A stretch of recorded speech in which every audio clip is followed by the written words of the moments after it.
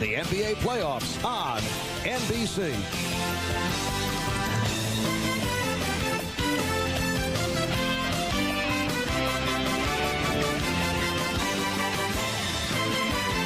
Christian Javier brings it. There it goes. Swanson touches one off. 5-0 Atlanta here in the fifth.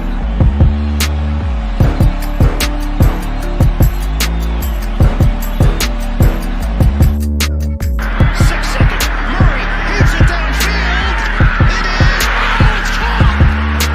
It is caught. DeAndre Hopkins. Chicago with the lead. Timeout, Utah. Ladies and gentlemen, welcome back to another episode of the Louis Sports Network. We are doing MLB baseball on this Monday evening. Salute to everybody in the chat. Hope everybody is having a wonderful Monday. We got the Milwaukee Brewers going up against the San Diego Padres in Petco Park. We got the Brewers who are 26-15 on the season, while the Padres are 27-14. Pretty much in their season as well. 17-7 on the road, better road record than home record. Tonight's pitching matchup is Adrian Hauser against Nick Martinez of the Padres. Hauser is 3-4 with a 3.22 ERA, whip of 1.35, 36 innings pitched, 32 hits, 31 strikeouts, 17 walks, and a home run allowed.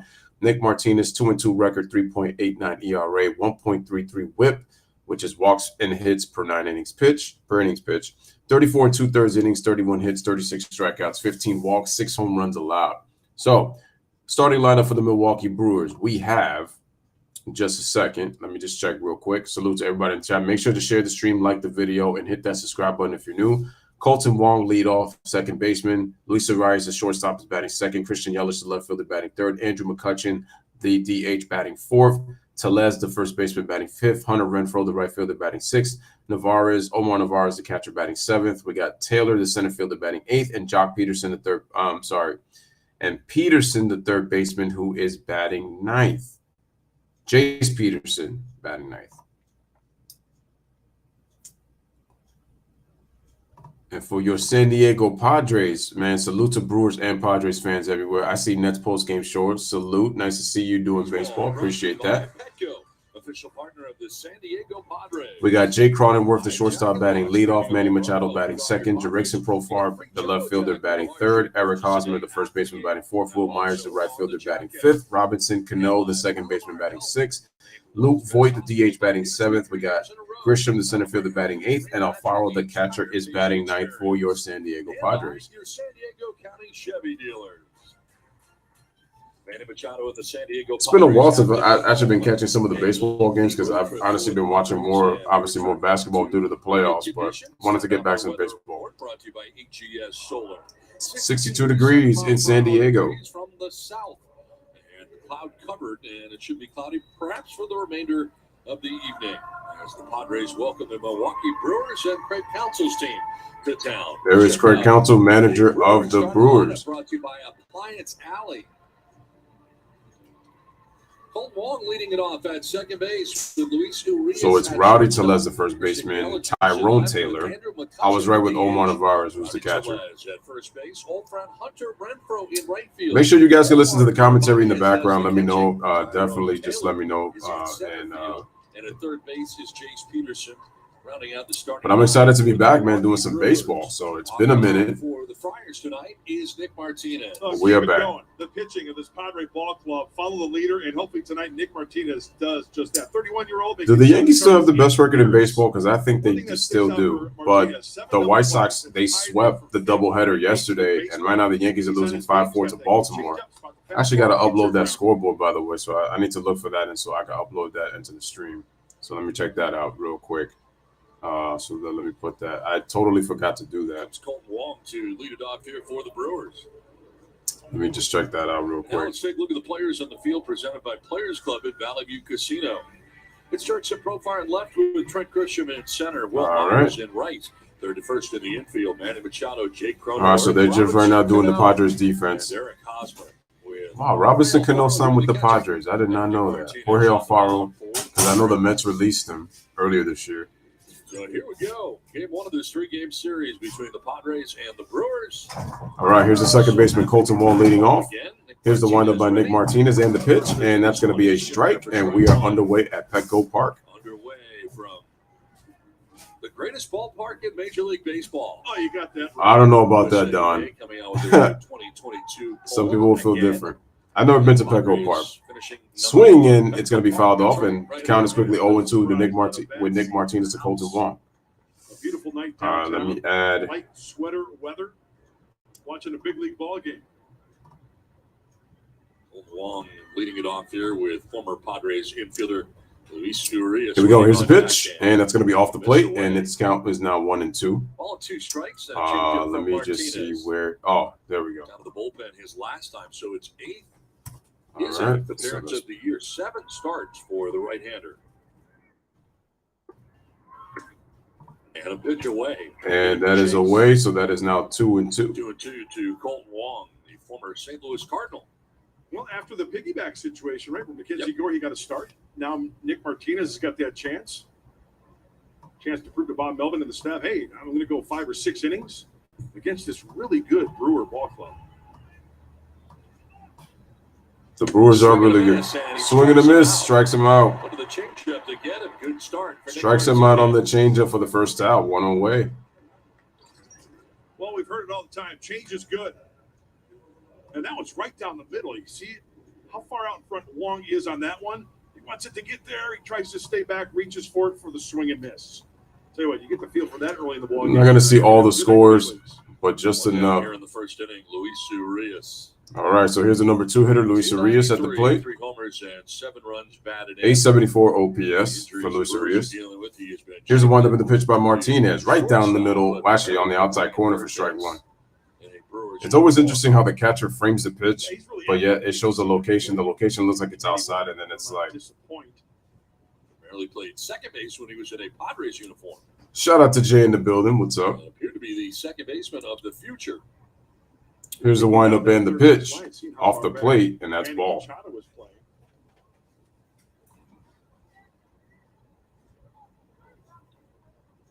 As far as on base streaks going, longest active, Luis Urias in the conversation with Ronald Acuna Jr. with 29, Goldschmidt with 28, Taylor Ward with 27, Brian Anderson with 25, and pitch is going to be 5 ball. Hosmer in the chase, and it's going to be out of play.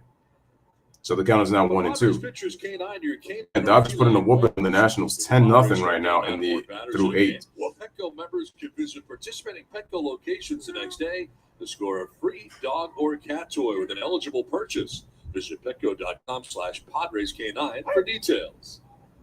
The sounds are not included. Let's see, we got a 1-2 count. In the first. Top of the first inning right here in Petco Park. Padres and Brewers underway here in the top of the first. Martinez is going to go with that 4-seam fastball or that two-seamers. We have 1 out, 1-2 count. Here's the windup in the pitch by Martinez with a little leg kick, and the ball is sliced over the right center field. Myers makes the play for the second out of the inning, 2 away. Nice catch by Will Myers.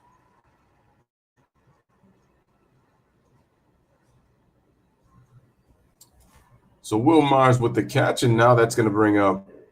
Top 30 in Major League Baseball and average hitting that fastball. We'll just get to that. Let me get back to the game cast. Well, could not get on top of it to hit that line drive, hence the easy fly ball. So 2 up and 2 down for Martinez. That's going to bring up Christian Yelich, the left fielder for former MVP of the Brewers. 40 games, 39. Yelich, first pitch, grounded to Hosmer, fields it over to Martinez for the final out of the inning. So no runs, no hits. 1-2-3 inning for the Padres. Headed to the bottom of the first. We are scoreless, and the Padres are coming up to bat here on the Louis Sports Network, man. So make sure y'all hit the like button, hit that subscribe. Once again, going to go over the San Diego Padres starting lineup for your San Diego Padres. So leadoff, shout out to Ryan.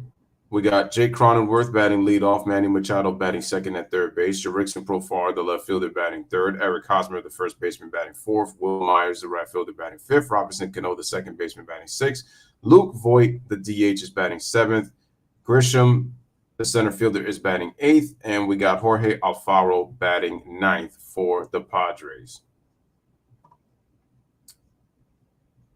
And they'll be going up against Adrian Hauser.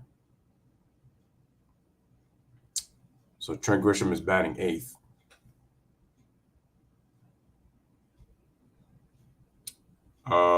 Shout out to Ryan. He says, just waiting for the Thor Love and Thunder trailer to release tonight. That movie's coming out when? In July? It's supposed to be coming out in July?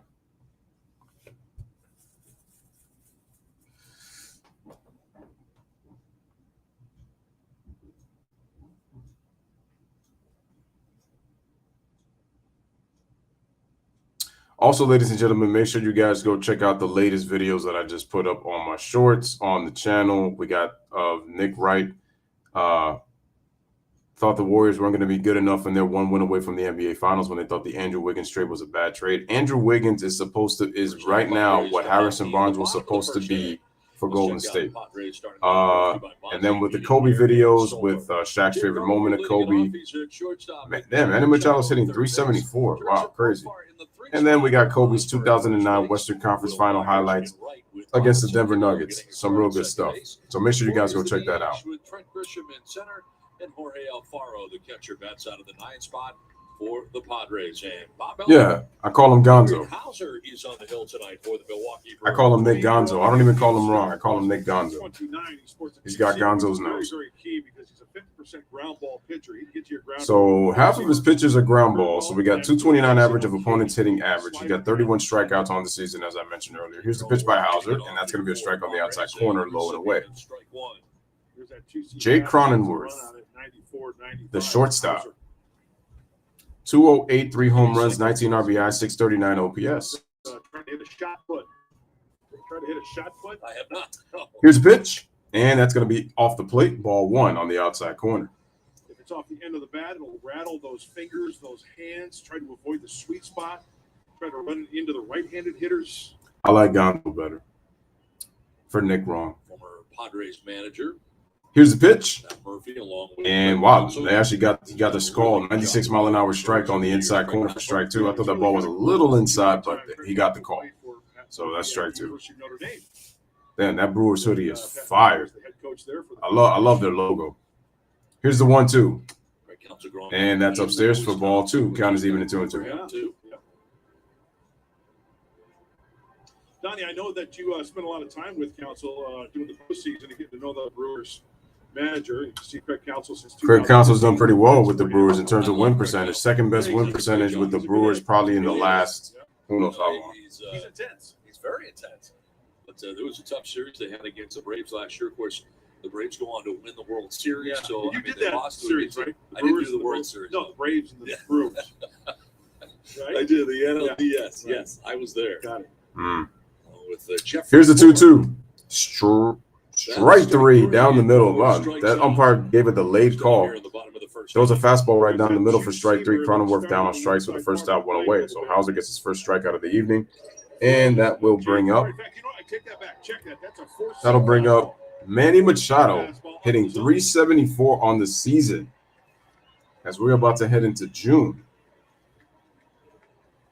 What a year he's had. Returning home after a great road trip. 41 games this season, 8 home runs, 27 RBIs. Look at that OPS with that average from Manny Machado. Just great. Set a career high, collecting 4 extra base hits in a game yesterday. 7th Padre to ever do. Here's a pitch, and that's off the plate, ball 1. Ryan says, I know it's baseball night, but one question. How would you view the Warriors if they end up winning the title and Curry gets his first finals MVP? Simple. Very easy. That Curry should have 2. That's 1. He went on a tear there for a long time. Where does Curry move up? That's the next question in terms of all time. Then on top of that, the Warriors are going to win their 7th title in team history. Here's a 2-0, and that's a strike with a breaking ball. 2-1. Here's the key for Hauser.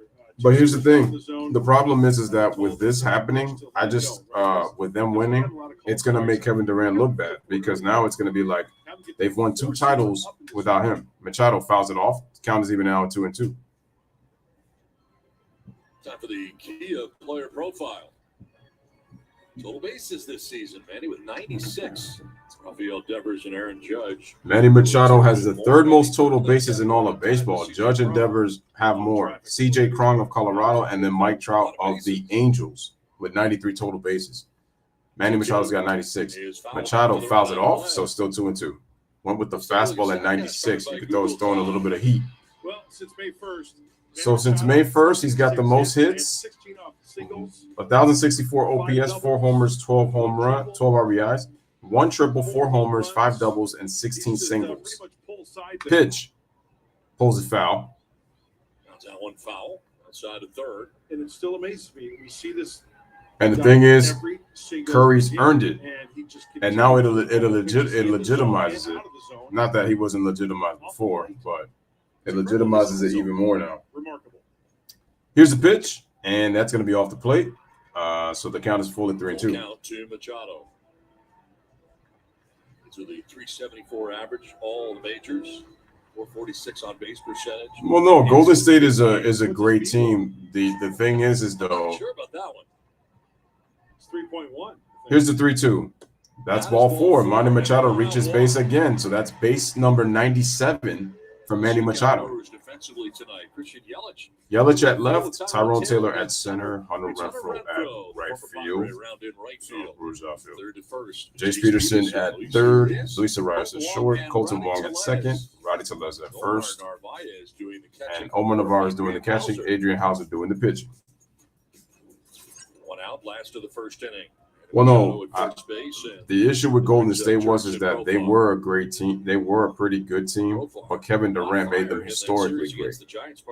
That's one. Here's Jurickson Profar, 222 average, 5 home runs, 19 RBI, 738 OPS in 40 games this year. Looks like he cut his hair too because he had the. Here's the pitch. Profar, wow, bunted, but it's going to be foul. Man, that bunt was pretty quick. But my thing is that I think this will solidify that the Warriors are a great team. I just think that they're slightly a little overrated due to the fact that the 2017 title, they did benefit off of some of the injuries in the West. I'm not saying that they weren't going to win series because I'd still pick the Warriors to go to the finals anyway, but I'm saying it would have been more competitive and more challenging for them to get there. That's all I'm saying. And then if you look at, and I just felt that they weren't as dominant or as unbeatable as people make them out to me. That's my issue with Golden State. They're a great team, but the Rockets should have beat them in 2018. They should have beat them in 2019. That was their most vulnerable team, and they still couldn't get it done. In 2018, we know what happened, those 3-pointers. All right, man, here's a 1-1 count. Runner on first. Manny Machado reaches on a walk. Here's the pitch. Off the plate, 2-1 by Hauser. It's a team in stolen bases. It feels great to be back on the baseball grind. I don't understand. It feels great. Cubs leading the Reds 7-4, bottom of the ninth. Reds with the worst record in baseball. Baltimore with a 6-4 lead on the Yankees, and we got a strike. And the count is even at 2-2. Yeah, that's that 4-seamer. Dodgers leading 10-0, bottom of the ninth. They're on their way to. There it is again. Remember the pitch to Corona? Aren't the Dodgers on a win streak? That's the 4-seamer there. Aren't the Dodgers on a win streak?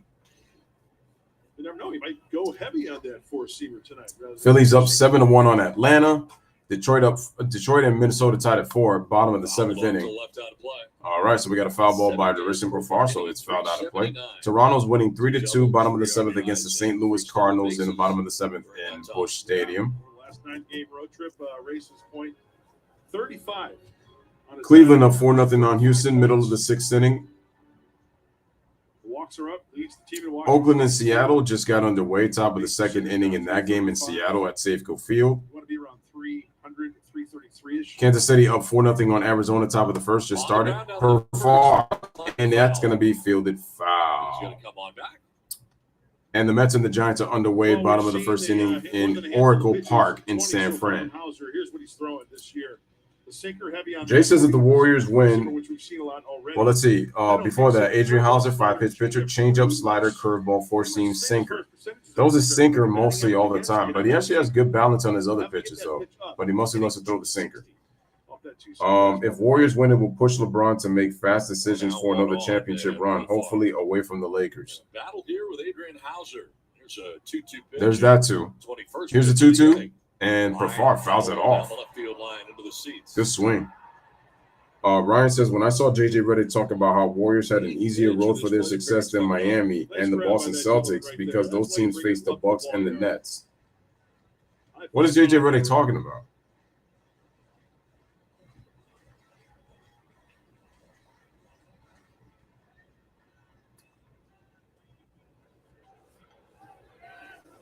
And that's Golden State's fault. I mean, 8th pitch of this plate appearance coming up here for Profar. See what I mean by being a pest, right? Profar, Yep. fouling pitches off. He's a tough out. Yep. He's become a tough out. I can't take JJ Redick seriously.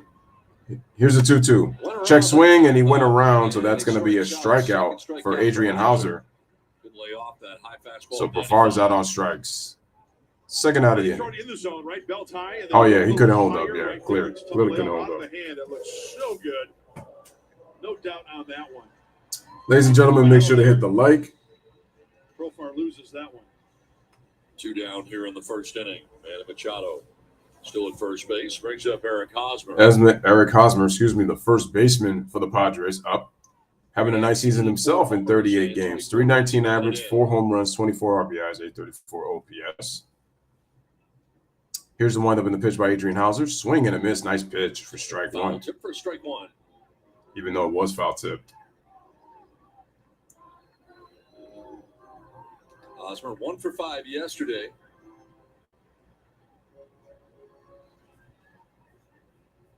He's had a hit in 18 of the last 24 games. Relatively quiet series for him. Like the Giants. Grizzlies weren't a tough team. In the series against the Giants. I knew they weren't going to win. Blocked by Narvaez if he can ever find Navarre's good stop by him, even though he kind of lost track of the ball on that pitch. Well, root on your Padres. You can get a free jumbo jack with a large drink purchase the day after the game. Now also on the Jack app. Yeah, I got to use that Jack app. Very convenient. And hoping for a homer. Yeah, of course. The Warriors did beat injured teams. Obviously, I mean, nobody's really healthy at this time of year. Nobody is. Whether everybody's there or not, nobody's going to be 100% healthy. 25 of his first inning for Hauser. Trying to discredit what the Warriors did. Here's the pitch. And it misses down and in. Again, you play who's in front of you, unless the circumstances are pretty obvious on like what the agenda is. But other than that, they took care of business. League and average with 319. Tied for 5th in hits with 46. Base has been pretty good too, 376. Here's a 2-1. Fouled off, strike 2. Off to the left out of play. 2-2.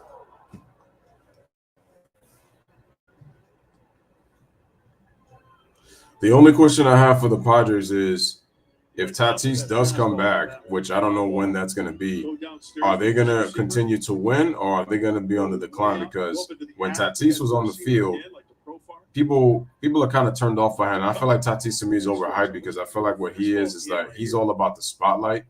And he has talent, but I feel like is he really committed to the game? And that's going to be my question because then the Padres went on a free fall. I mean, it was obviously more than Tatis. They had a lot of other issues, but still, Tatis is not, to me, somebody's going to have to really talk to him in terms of his being a better locker room guy. Highest percentage of pitches thrown out of the zone. He's 3rd in the National League with Corbin Burns, his teammate, is 4th. That's what Hauser does. And he'll be off at first. Full count. Here's a 3-2, and that's a ball. Didn't go. That's ball 4. Ball 4. So take your base, Eric Hosmer. So 2 walks, 1 to Machado, 1 to Hosmer, and the Padres have 2 men on with 2 outs.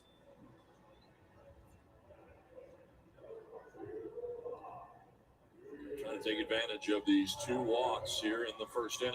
I mean, you got to it right now. It's a great opportunity. The Padres. You got Will Myers coming up.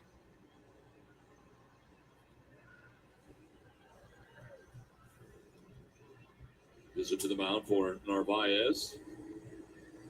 Well, Will Myers yesterday going 3 for 5 with 3 RBIs. A terrific day. Maybe that's Clippers. Here's Will Myers. Yesterday was the day of the rooster, that's for sure. Everybody getting into the act. 17. Oh, they last played the Giants. Did damage. Will Myers, the hanging breaking ball into the happy cars. So Will Myers got to have himself a good game yesterday. Fastball right down the middle. Sunday afternoon. There's Brandon Crawford. Right past Brandon Crawford. See if he gets a first pitch fastball right here. Will on the first pitch. This will be great because with 2 runners on and a runner in scoring position, 250, 1 home run, 18 RBIs this season in 28 games for Will Myers. Here's the windup in the pitch by Hauser. Off the plate, ball 1. Ball 1 away. 2 strikeouts, 2 walks in the inning for Hauser. Ryan says he confuses me on that. 30th of this first I still think he doesn't like him because of the past. He probably feels salty. JJ's a 4-letter network boy. Oh, yeah, that's all he is. And the pitch. Went around, could not hold up his swing. Strike one. Slider that time that fooled him. Back-to-back sliders. It's 14 games for Will. That was a nice throw slider by Hauser. And 13 runs batted in. Here's the windup in the pitch, and that's going to be a strike. So quickly, 1-2. Slider, fastball. 1-2 as quick as they go. 1 second, guys. Will's got to be short and quick here. Hey, nothing wrong with right center, the right field line. Fighting something off. All right, here's the 1-2. And the right and almost the right center field.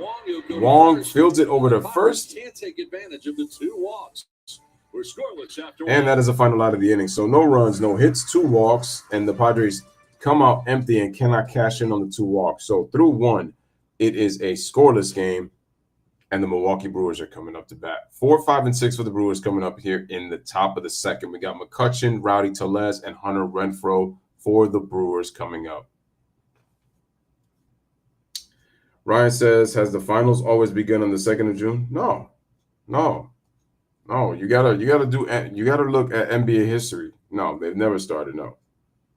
No. There's always been different dates. Take a look at last year. Take a look at the pandemic. 2 different circumstances, but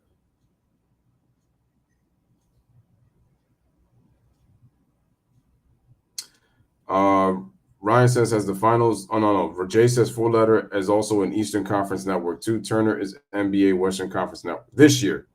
Next year it'll change, unless if they decide to do it for the following year. So I don't know.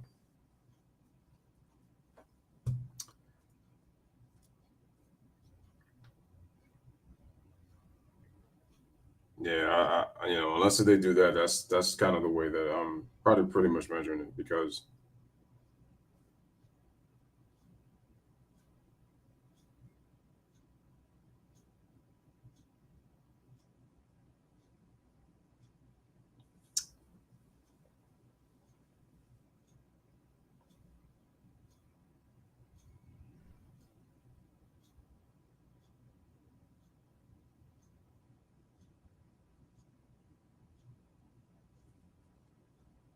it wasn't like that at first, but yeah, mostly the first week of June. So you're looking at June, anywhere from the 2nd to the, I would say the 6th. Still in the starter mentality. More so 2nd to 5th, but keeping a same routine. And he said going back and forth between the bullpen and rotation, if it comes to that, will be easier if he can keep his arms stretched out. So, for example, working in long relief like he did last time. That way he doesn't lose that. And he also said the communication here with the coaching staff. All right, Nick Martinez is back. Better than what he had with the Rangers when he was in a similar position. He said he never knew. Here's the windup and the pitch to McCutchen, former MVP. Suddenly, and it was much more jarring. And that's going to be a ball, so 1-0. Communicate as best they can with these guys about what's going on. Bob Melvin told me today, look, it's not always perfect, especially when even we don't know what Here's the 1-0. We're going to do yet. Pitch, but Don Mudd, these low, guys can sense when they're trying to communicate authentically. and that count is now 2-0.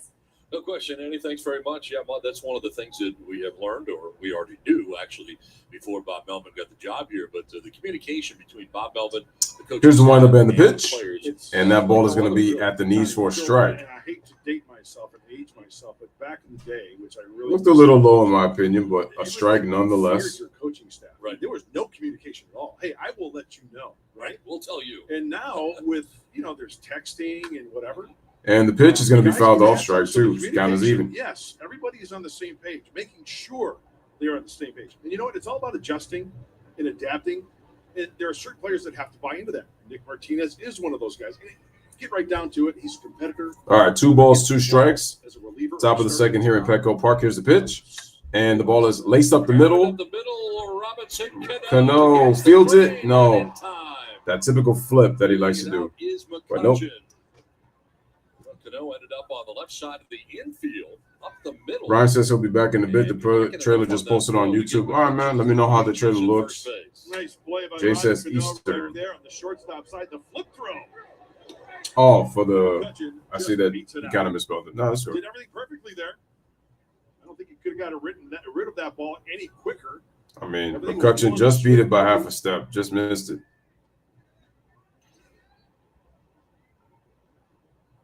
Runner on here. First hit of the game for the Brewers. And here's Rowdy Tellez. All right, Rowdy Tellez, the first baseman for the Brewers at the plate. Tellez already on the year. Runner on first. McCutchen gets an infield hit. Here's the pitch. And it's going to be off the plate. Ball 1. 246. 32 runs batted in to go along with those 9 round trippers. 840 OPS.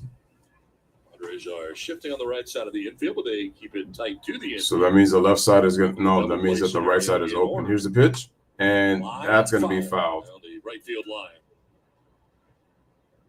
So as you mentioned, the home runs with 32 RBIs, and that's good for most ribbies this season. Second.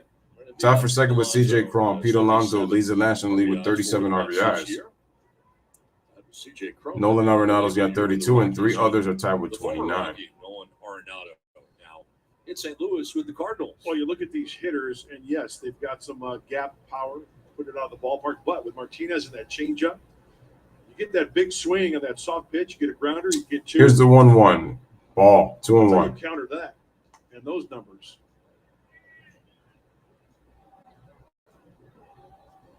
And that changeup from Martinez. So if you see Machado, Cronenworth, Cano, and Hosmer, they're playing more to the left side now. The chance to turn 2.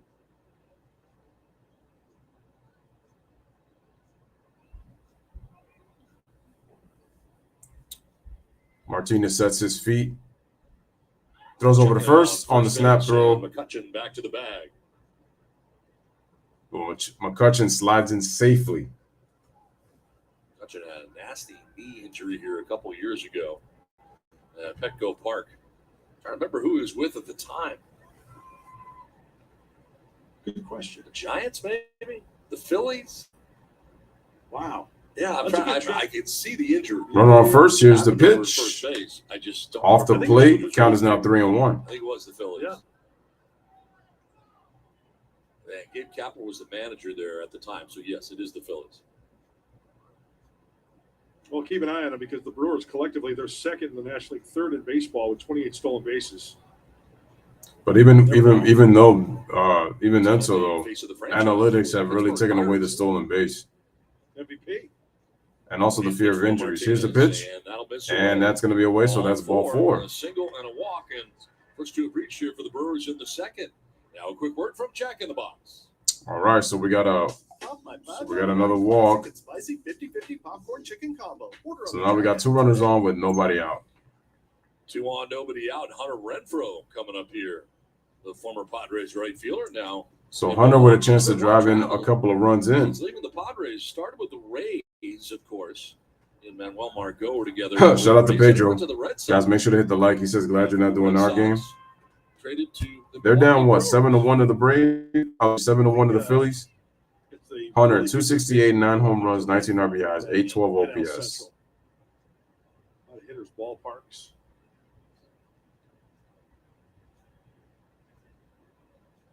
Still hitting home runs. Got 9 of them. All right, getting ready to pitch from the stretch is Nick Martinez and the pitch. And that's going to be a ball inside, so that's 1-0. So that was a little bit kind of down in it. 7-2 now. That is missing there in that first pitch. Trying to keep that ball in front of the runner on the left side, the possibility of turning 2. All right, runners on first and second. Here's the pitch, and that's going to be a strike. Called a strike, 1-1. You going back out there now, Donnie, right? Next pitch, if you're going to go away, right? Yep. Yeah. 31 home runs last year with the Red Sox for Hunter Renfroe. Ended up finishing Let's see. The American League. Runners on first and second. Here's the pitch, and that's a strike. And the count is now 1-2. Martinez to the changeup that time. Most home runs that Hunter's ever had in a season actually came with the Padres, 33 home runs, and it worked out to be his last year in a Padres uniform, 2019. So that was 20, almost 4 seasons ago. Here's the pitch, and that's going to be fouled away. Still 1-2. Let's take a look at where the home runs have come off of. How much does he have? 9? He likes the ball. 5 of them on the fastball, 2 on the slider, 1 on the sinker, 1 on the cutter.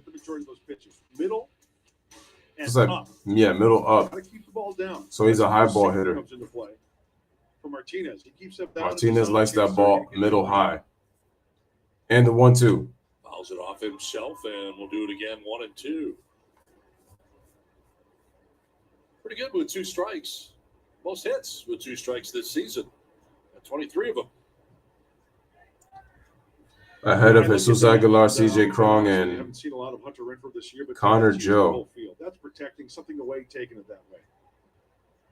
Crushing a mistake.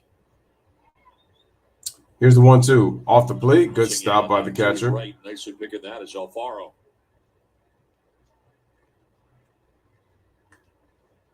That's a really nice pick there. Keeping the double play in order. This is a huge at bat. Nobody out.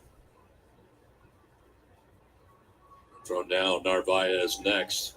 Where the Brewers batting here in the visiting half of the second inning. Wait, he would be the number 8 hitter.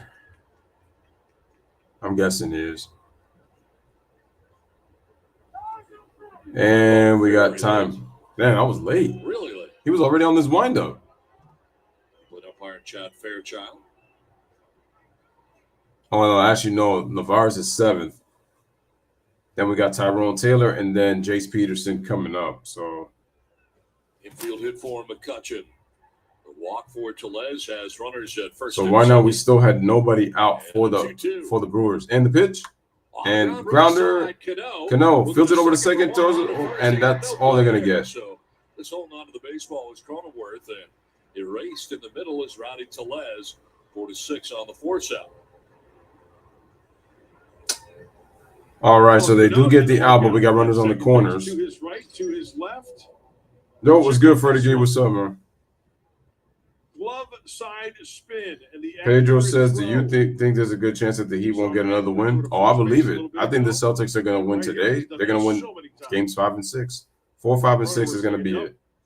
I'll take the out. I think the game that they gave Miami was that game 3. Try for a double play again. Next 3 games are going to belong to Boston, I believe. 1 out. And Omar Narvaez coming up. The Brewers catcher. Brewers catchers got runners on the corners with an opportunity to drive in the run. Go the other way in the outfield with Grisham over towards left. And the pitch, swing and a miss, took something off, strike 1. Starting to stop at first base there for Renfroe. Try and steal.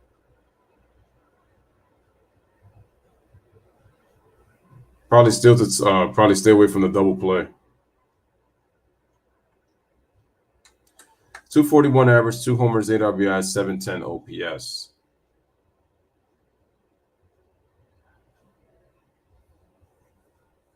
Pitching from the stretch is Martinez. Nice pitch. 0-2 on the pitch. Why not go back to it? And a nice pick once again by Alfaro. The pitcher, trusting his catcher, throw it down there. There's the changeup, turning it over. Nice block there to keep the runners where they're at. Cutchin at third, Renfroe at first, 1 out in the Brewers' second inning. Good pitch location by Martinez on that last pitch. Pitch 30 coming up for Nick Martinez. Bottom of the 8th, Detroit leads Minnesota 4-4. They're tied 4-4. And that's a foul by Navarez. Still 0-2. After watching those 2 changeups in the swing from Narvaez, is this 1 out, double play in order, right? You get that swing that a guy feels for it, and that doesn't really rip at it. You get that slow roller, right? And the chances of turning 2 They didn't. Well, I know that Renfroe tried to steal second. He wanted to steal second, or unless if they gave him the sign to steal second, so that they stay away from the double play. Infielders a chance.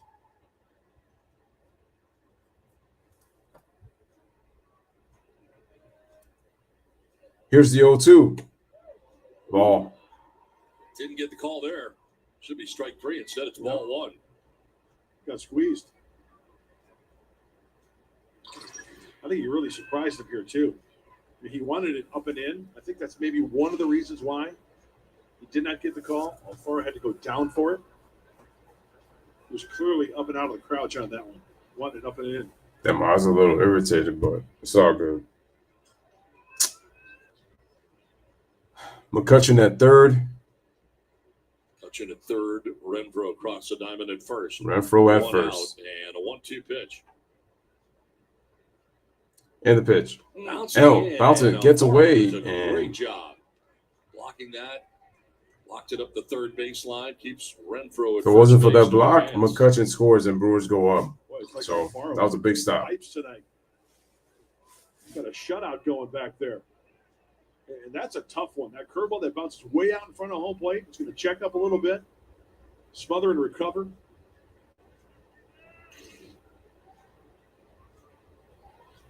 Single to begin. All right, so we got a 2-2 count once again. Runners on the corners. Top of the second. Held on by 1 out for the Brewers. Runner in scoring position. 2-2. And the pitch. And Strike 3. Narvaez knew it. Takes with him the second strikeout for Nick Martinez. Narvaez is down looking He struck him out twice. for the second out of the inning. On that fastball down in, there's the two-seamer. He brings it back. You know, I got to admit, in terms of finishing his opponents with pitches, he locates his pitches real well. 2/3 of the way through, he's got one big out to get with runners at the corners. Tyrone Taylor coming up here now for the Brew Crew. Here's Tyrone Taylor, 228 average. Batted in. That's out of the 8th spot. And the pitch. And that hits into 3 and foul. Almost said 3-0 Brewers already.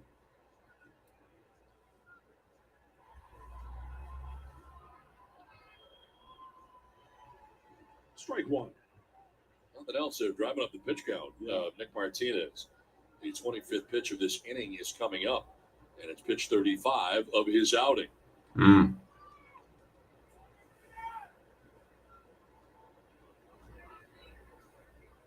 Dang, why is my eyes so watery? Well, two-seamer right here.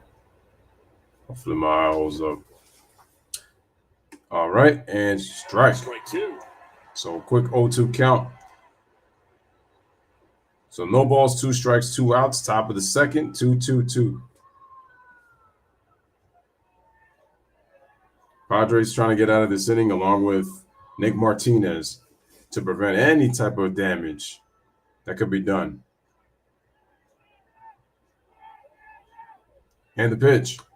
Taps it foul. Foul ball.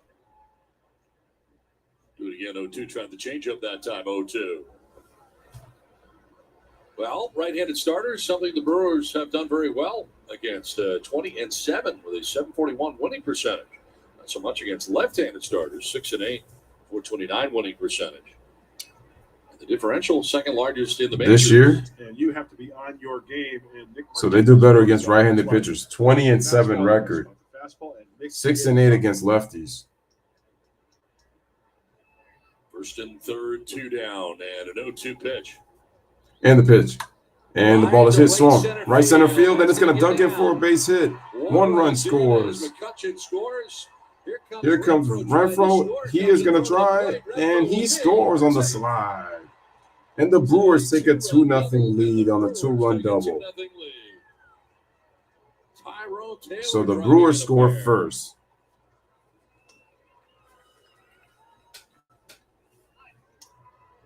Very impressive at-bat right here by Taylor. Nick Martinez wants to go down and away. It's a two-seamer, and he stays on it, nose down to the barrel, driving it to right. Heck of an at-bat by Tyrone Taylor. Trying to pull that baseball. It's a weak grounder, probably to the left side. 2-out knock. Big-time knock for the Brewers. There it is. More pitches now for Nick Martinez, who's not out of it yet. Number 9 man, Jace Peterson. All right, here's Jace Peterson. And the pitch. Strike. Strike. Thank you. I'll take it. 217, 3 homers, 9 runs batted in. 677 OPS on those 3 home runs, 9 RBIs. Here's the pitch, and that's going to be fouled off. Martinez ahead, Quickly 0-2.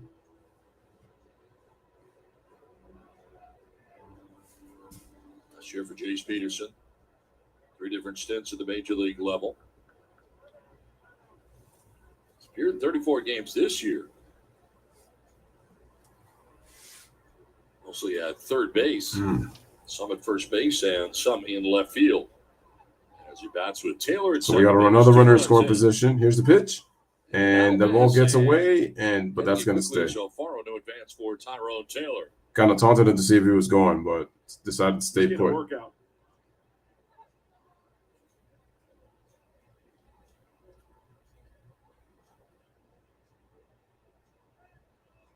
But you know, though, the good catchers, the guys who love their. All right, so we got 1 ball, 2 strikes, 2 outs. Top of the second, runner on second, runner in scoring position. Here's the pitch to Peterson, and the ball is slapped. Hosmer fields it, flips it over to Martinez, and he's able to get the final out of the inning. But not before the Brewers get 2. So the Brewers 2 runs on 2 hits, the McCutcheon infield single, and then the 2-run double. Anyway, headed to the bottom of the second inning. It is the Brewers 2 and the Padres nothing.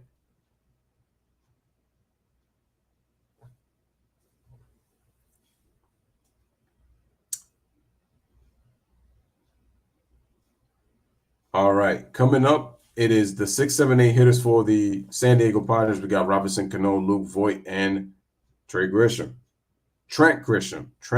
for the Padres.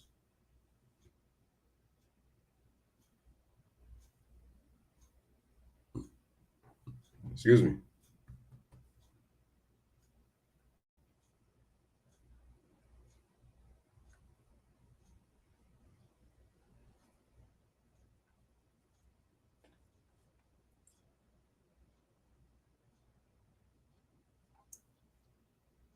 All right, the Brewers defense, Yelich at left, Tyrone Taylor at center, Hunter Renfroe at right, Jace Peterson at third, Luis Urias at short, Colton Wong at second, Rowdy Tellez at first, Omar Narvaez catching, Adrian Hauser doing the pitching. As I mentioned before, so we're going to be back in just a little bit on this commercial break. Brewers lead 2-0 over the San Diego Padres here at Petco Park on the Louis Sports Network. Hope everybody is enjoying the commentary by the San Diego Padres team along with the Louis Sports Network. We are doing our very best to keep you guys entertained and in tune with the game. Apologize for my eyes like kind of closing a bit because my right eye is a little irritated. But hopefully I'll be able to hold up tonight. So if my eyes close, it's not because I'm tired, because I'm not actually tired at all. Just give a guy a day off every once in a while. Also, by the way, hope you guys like the background for tonight's game. Robinson told me earlier today, look, I love this game. I grew up in this game with my dad. You also grew up on Roy's too. Should have never took them enhancements. But it's not. Cano is a guy who is big on chemistry. He thinks there's great chemistry in this clubhouse. Here's Cano. Takes a strike. I asked Bob Melvin, how did you know he wasn't going to mess up the chemistry? Big name, veteran guy. And Bob said, I didn't. I did a Zoom with him, and Cano said, even before I asked the question. Here's Cano, 186, 1 home run, 4 RBIs, 450 OPS. Worry about his role. Don Mudd feels like he's been here forever, guys. Yeah, he's fit in very well, obviously, and I think it's probably because of his veteran status that he has and what he's done. I mean, he's got a championship. He's played it. Yeah. I think instant respect when you talk about what he's done offensively through his career. And I'll tell you one thing. And the pitch, Cano slaps it, grounds it over the shift to the shortstop. Short right. And Arias throws it to Les for the first out of the inning. So Cano is out on a ground out. Career, and he realizes that. But I'll tell you what, Bob Melvin's going to set the record straight. And as we mentioned earlier, the communication factor is key. All right, here is Luke Voit, former Yankee. I should have said Robinson Cano was a former Yankee too, because he is. I'll tell you what, I'll bet that Bob Melvin laid down the law and said, hey, this is the way we're doing things here. And we would like you to come Freddie said Josh Donaldson got suspended for a game. Oh, for the whole race for the Jackie comment. He said to Tim Anderson. I heard about it. Haven't still seen it. I'm about to dive into that. And the pitch, and that's way off the plate inside for ball 1. Slider that didn't slide much. I'm going to have to look into that. Need more time to kind of gather up some evidence. Here's Luke Voit, 184 average this season, so he's struggling. 2 home runs, 7 RBIs, and 22 games played. 625 OPS for the San Diego Padres. Here's Adrian Hauser on the pitch. Ball. In tonight's game, have a 2-0 advantage.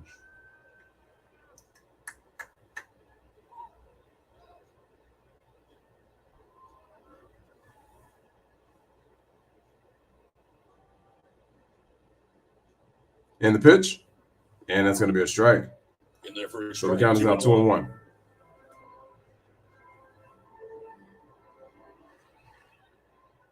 Hauser had to throw 32 first-inning pitches. Worked his way around 2 walks. Nice leg kick. Here's the pitch, and that's off the plate. Count is now 3-1. Myers who ground out to end the inning. Having to work pretty hard, but unscathed. Coming out of that inning, the Brewers get 2 in the top of the second. Here's the 3-1. Swing and a miss, healthy cut. Count is now full, 3-2. There's that nasty two-seamer in. 2 seamers into the righties, 4 seamers away. The beauty of that is that you can mix it up as well. Go 4 seamers up and in. And the pitch. Grounded over to third. Peterson fields it over to Roddy Tellez for the second out of the inning. 2 away. Remember to answer the Saquon Scouter Report sweepstakes. Follow at Valley Sports SD on Twitter and reply to tonight's Saquon Scouter Report with more or less. Using the hashtag Saquon Scout. Visit valleysports.com. Freddie says, yeah. And he says, I know the pitcher went off on him. I think it was Hendricks. Reply more if you think 4 or fewer. Flipped off on who? Henderson, or was it on Donaldson? 2 outs in the second inning. And Trent Grisham. His first look at Adrian Hauser tonight. Here's Trent Grisham, 146, 1 home run, 12 RBIs, 493 OPS. And the pitch. Showing strike. Pulls it back, but takes a strike. Trent Grisham facing his former team. Just the second time after he was traded. Zach Davies for Luis Urias and Eric Lauer. And the pitch. That's going to be a ball. Count is even at 1-1. During the 2019 offseason. But 2 for 9 with an RBI in the lone series that he has faced. His old team, the Brewers. I tell you what, I can't get over that logo on that hat. That is such a sweet lid that the Brewers sport. Yep. The M and the B form of the glove with the ball in the pocket. Genius. It's Eric Lauer, old friend. The old left-hander. All right, here's the 2-1 and the pitch by Hauser. Hey. Ooh, way inside. Made him lose his helmet. Grisham. Count is now 3-1. 95.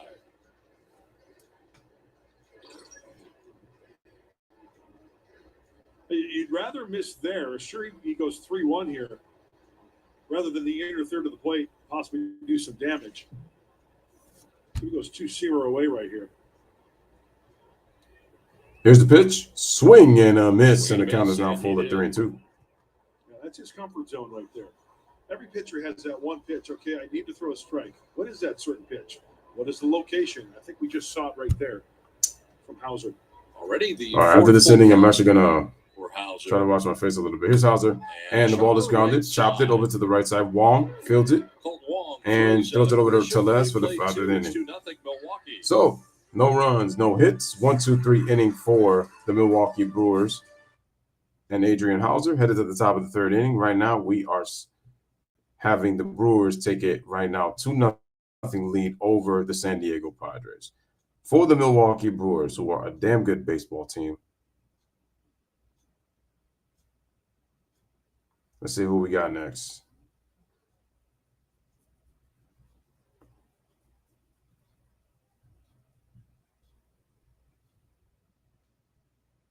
All right, so we have the top 3 hitters once again in the lineup. Colton Wong, Luis Urias, and Christian Yelich back at the plate.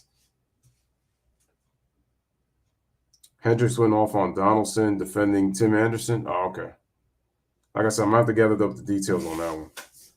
Give me 1 second, guys. I'll be right back. I'm just going to wash my face a little bit and then just listen to the commentary in the meantime.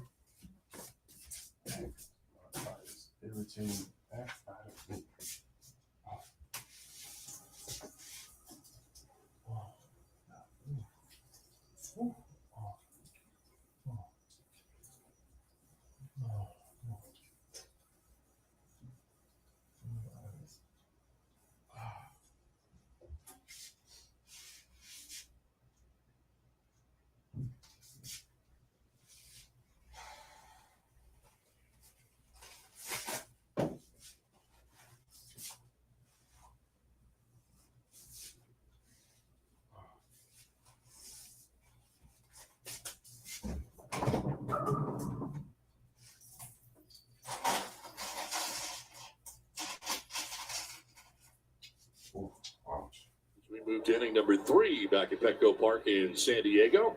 And it's time to take a look at the San Diego County Chevrolet stats. MLB team leaders most innings per start this season, while the Padres leading that category 5.62. Milwaukee Brewers also in the top 5 of their great rotation, 5.41. All right, guys, Nick Martinez back. Here's the pitch. Padres. There's the ball. Clevenger on the IL. The ball is to Colton Wong, the second baseman. Freddie Peralta on the IL.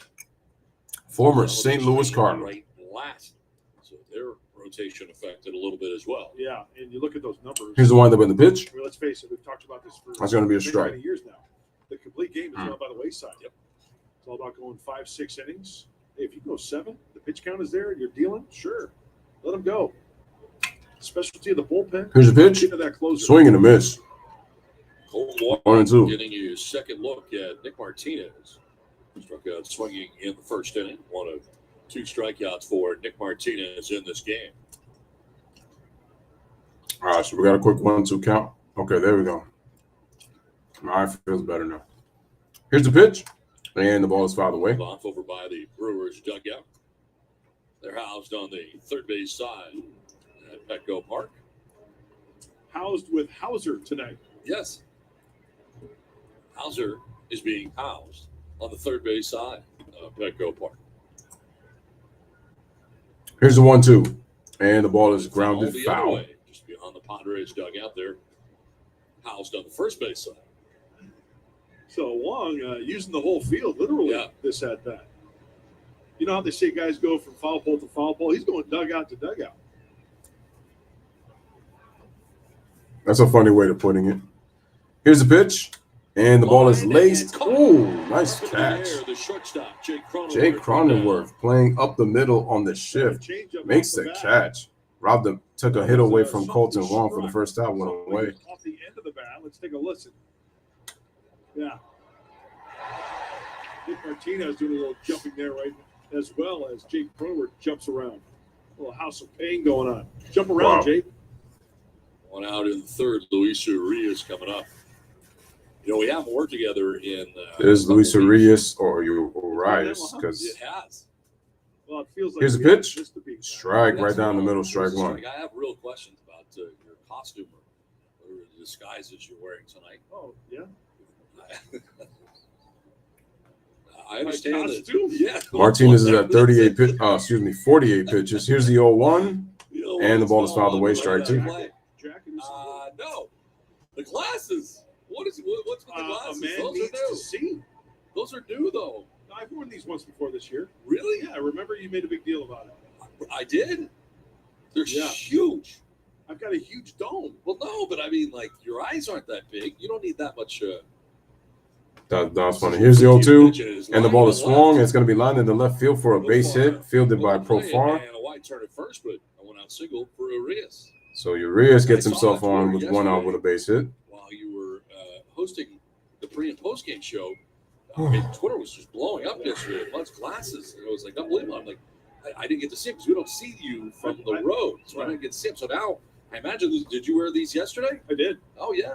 I needed to read the. All right, that's going to bring up the former MVP, Christian Yelich of the Brewers. I love working with Mike. But now you're an optometrist. Well, no. I'm concerned about. I mean, they're just huge. Like I said, I've got a big cranium. Wow. I thought it was a disguise.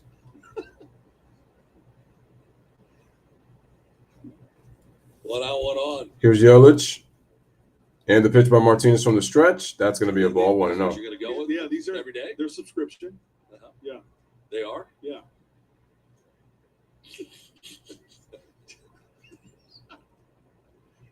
Yelich 0 for 1, grounded out in the first. 242 on the season, hitting right now for the Brewers. Like a magazine. I always drop that on people. And the pitch. Strike. Yeah, those they're subscription. Hey, remember, speaking of glasses, remember the 1 year? Oh, I still have them, the clear ones. The clear round ones. They were not. Runner on first, top of the third. Yeah. No, those Martinez giving a quick look over the first. But remember the Pitches from the stretch. From the third base side. And here's the pitch. Swing, and it's going to be fouled off. 1-2. Hey, Mark, those glasses you wore tonight, do those also come in men's style? Thanks. We're going to go with this every day now. I These are the glasses. You have others. I remember I got the brown Ray-Bans. Yes. Yeah. It's all about accessorizing, Dan. Jay says the NBA is boring right now. Pick these out yourself. I did. You said, I'm guessing the Celtics are blowing out the Heat as we speak. These are going to work. I look fantastic. Here's the 1-2. And the ball gets away from the catcher. And Arias is going to advance a second on the. There have been so many in the dirt that Alfaro's been able to keep runners from taking off. Not that time. In charge of the wild pitch is Martinez. Yeah, he's been doing everything in his best efforts to try to keep that ball. But that's right off the lip, it looks like, of home plate. Good secondary lead. Daylight right there. Heads up, race running. To take second base.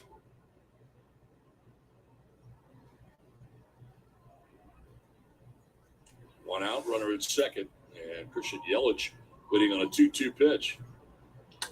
Chops one right side. Chops it over to the right side, and Cano fields it over. It throws it over to first. To Hosler for the second out. As Arias advances to third, 2 away. And Pedro says the Heat making a comeback only down 27. You funny. Bring up Andrew McCutcheon. Oh, yeah. These look great. I must have these.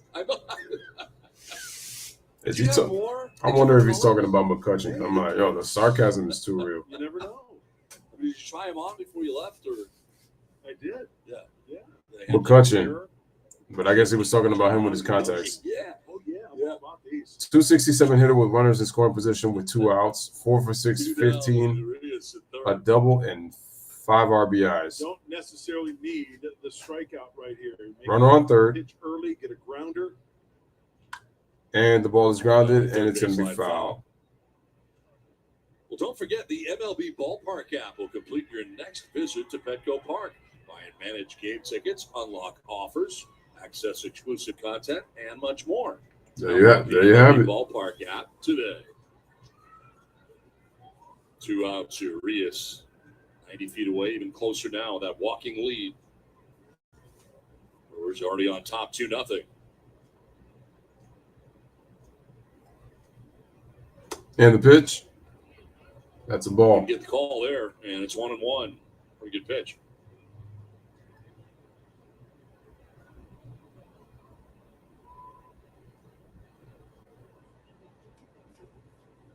Runner on third, 1-1 count, top of the third. Keep it down. Martinez trying to get out of the inning. Here's the pitch. And fly ball is going to be hit to center. Grisham is there. And he will make the play for the final out of the inning. So, no runs, no hits. I'm sorry, no runs, 1 hit, 1 man left on base. Headed to the bottom of the third inning. Right now, the Brewers with a 2-0 lead over the San Diego Padres. Make sure you guys hit that like if you have not hit the like button. And now for the Padres lineup in the bottom half of the inning, we have Alfaro, Cronenworth, and Machado. 9-1 and 2 coming up for the San Diego Padres.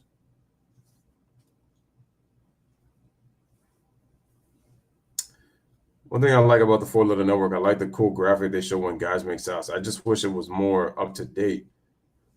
Here's the Brewers defense. Oh, no, I already said the Brewers defense. I'm like, why am I going to say it again? I don't know. I guess I was kind of in the mood to repeat it again, but no.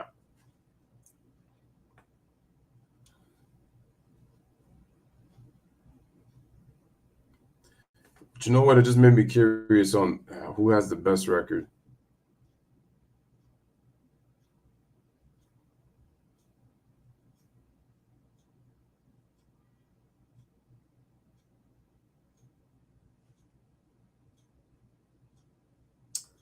All right, let's see. Who do we have? All right, so some games are already in. Let me see if I could just pretty much refresh the page. So Baltimore beats New York 6-4. LA wins 10-1 over the Nationals. Detroit wins 5-4 over Minnesota. Chicago wins 7-4 over Cincinnati. And Colorado loses to Pittsburgh by the score of 2-1.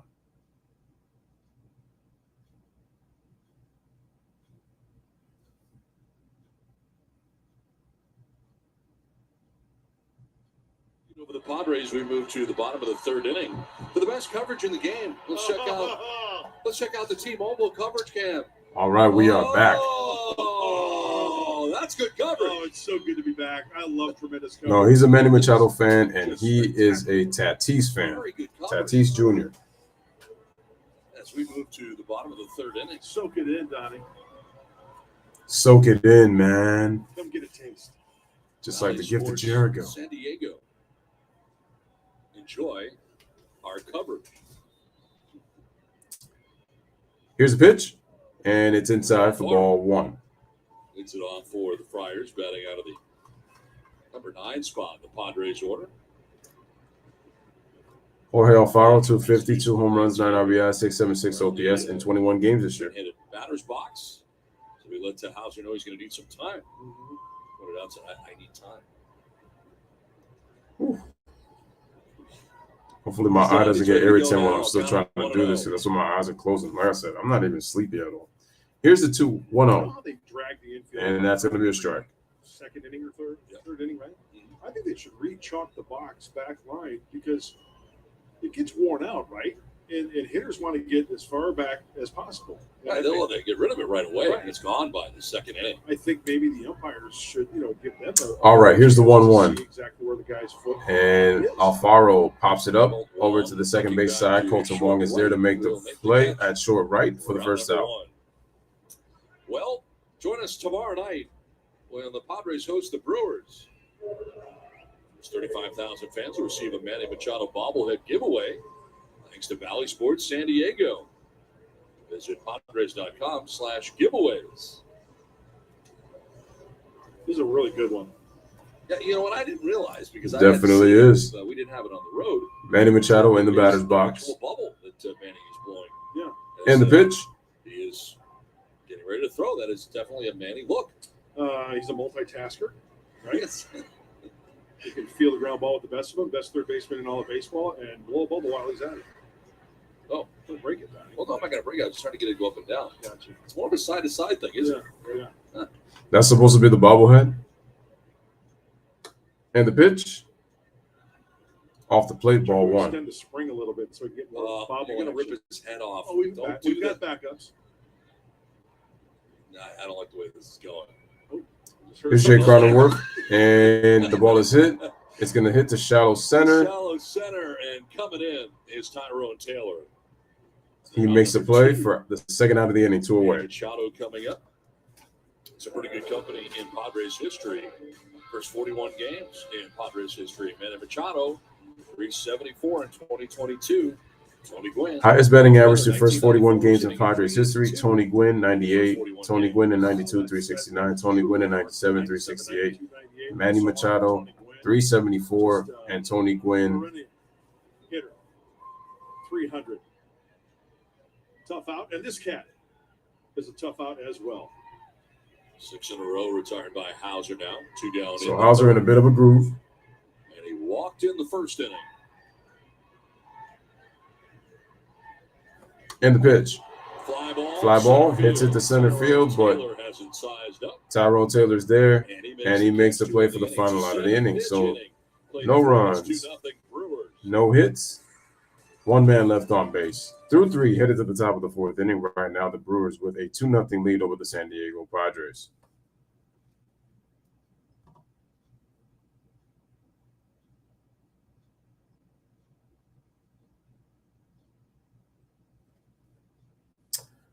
Let's see, who would be next? I think it's going to be the 5, 6, 7. So Tellez, Renfroe, and Narvaez. Yep, I was exactly right. Makes me happy that I exactly knew.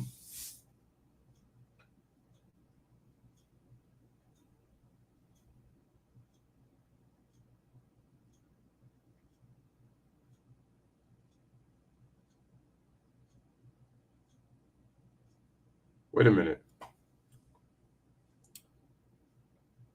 It actually repairs gums. But, you know, you always can't fall for that advertisement.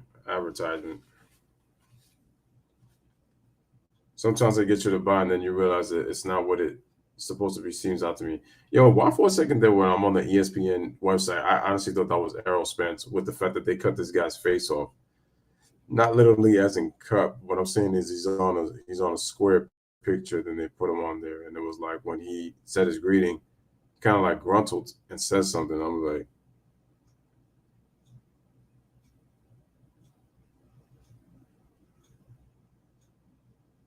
yeah.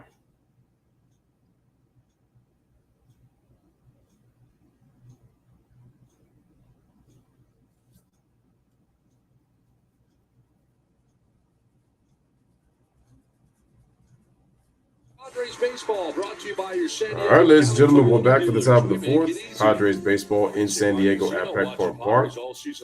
Listen to the sponsorships. With exclusive prizes, game tickets, and more. And by the Bill Howe family of companies. Call 1-800-BILL-HOWE because we know how. Well, so Padres. Wow, San Diego looks beautiful. Can't lie. So glad to be back at I definitely want to go to Petco Park. Diego.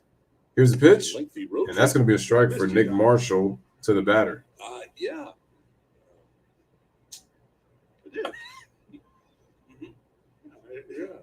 Late awake at night, kind of thinking, gosh. All right, here's the 0-1 by Martinez. And the ball is grounded into the shift. Oh, Cano bobbles it. In short right. So Tellez will get on first. On the transfer right there for Robinson Cano. So they're probably going to label that as a hit. We've seen him make this play. It'll be a base hit. Glove, transfer. Well, you knew what was next. The flip throw from the belt buckle, trying to get him at first base. It's going to be a long throw, too, from where he was. Yeah. Did they count that as a hit or did they count it as an error, though? For the Brewers in the fourth inning, they've had a pinch hitter here as Renfroe has been called back. Well, actually, I shouldn't say that. I don't know that he's been called back. He may have something up.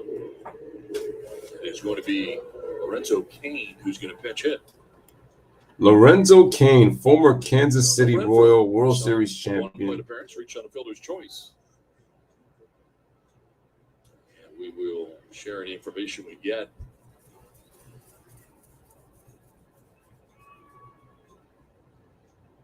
"60 pitches in this game right now for Nick Martinez. Had to work hard. Here's the pitch. And after that's going to be fouled off for strike one to Lorenzo Cain. So Cain, pinch hitting.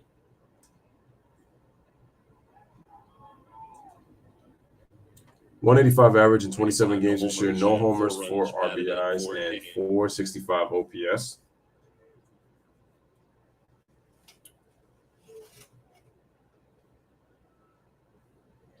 Pitch. Now, earlier you said how much that's going to be a ball.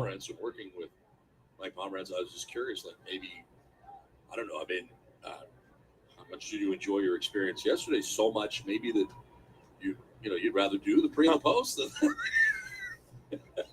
I like it right here. Also, was a funny guy. I mean, I like it next to all you guys. Mm-hmm.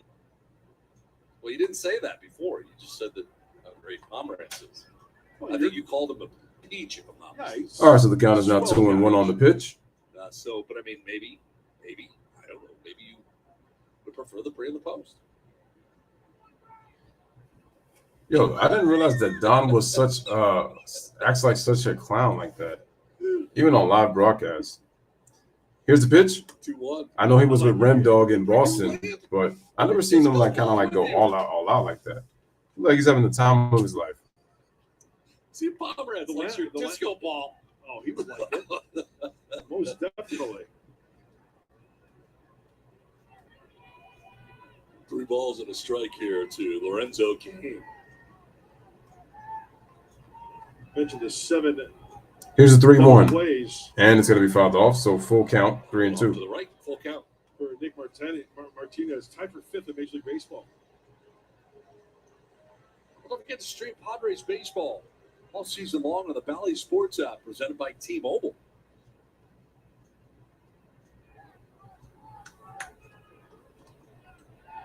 How many pitches has he thrown? Let me see. He's at 65 pitches. Nobody out. First with nobody runner on first. Here's the pitch. Fouled off. Tap foul by the on deck circle. Omar Narvaez waits next for Milwaukee.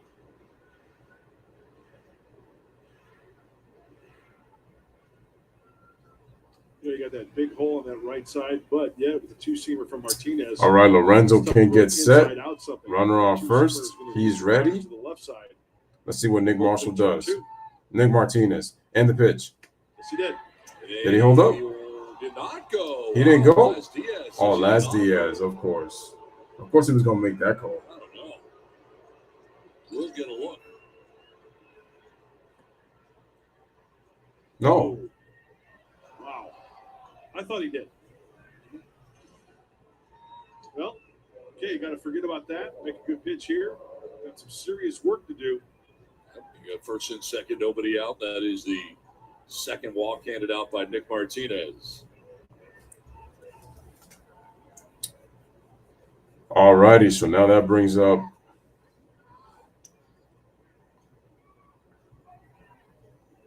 Omar Narvaez struck out looking. the catcher. Second inning, 0 for 1. Batting seventh. Here's the pitch. And that ball gets away from the catcher. Block it, kind of push it up the third baseline. No advance. The base runner still But he's able to recover with no resistance, and the guys could not advance. You know what? I just saw, Kane at first, he's kind of like getting loose, stretching, right? To me, that indicates it was kind of a late kind of, hey, you got to go pinch hit. Right. You got to go hit for Renfroe. He's trying everything he can to try to get loose.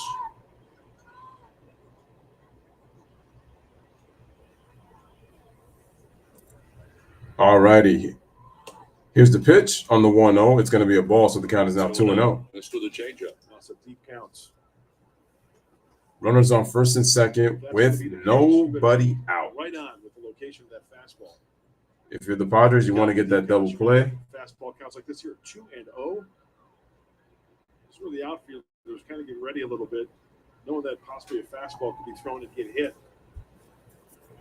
Let's see what happens on this pitch. And the pitch, swing and a miss, strike two. Big rip there. And it's 2-1. And it was the two-seamer, but good location down and away.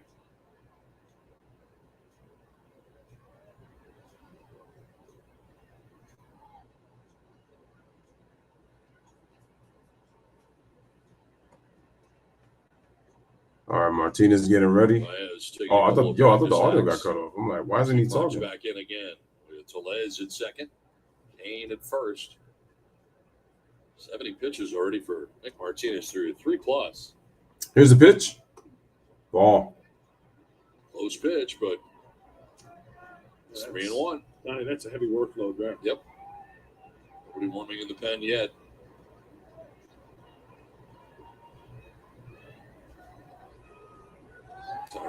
Tyrone Taylor on deck.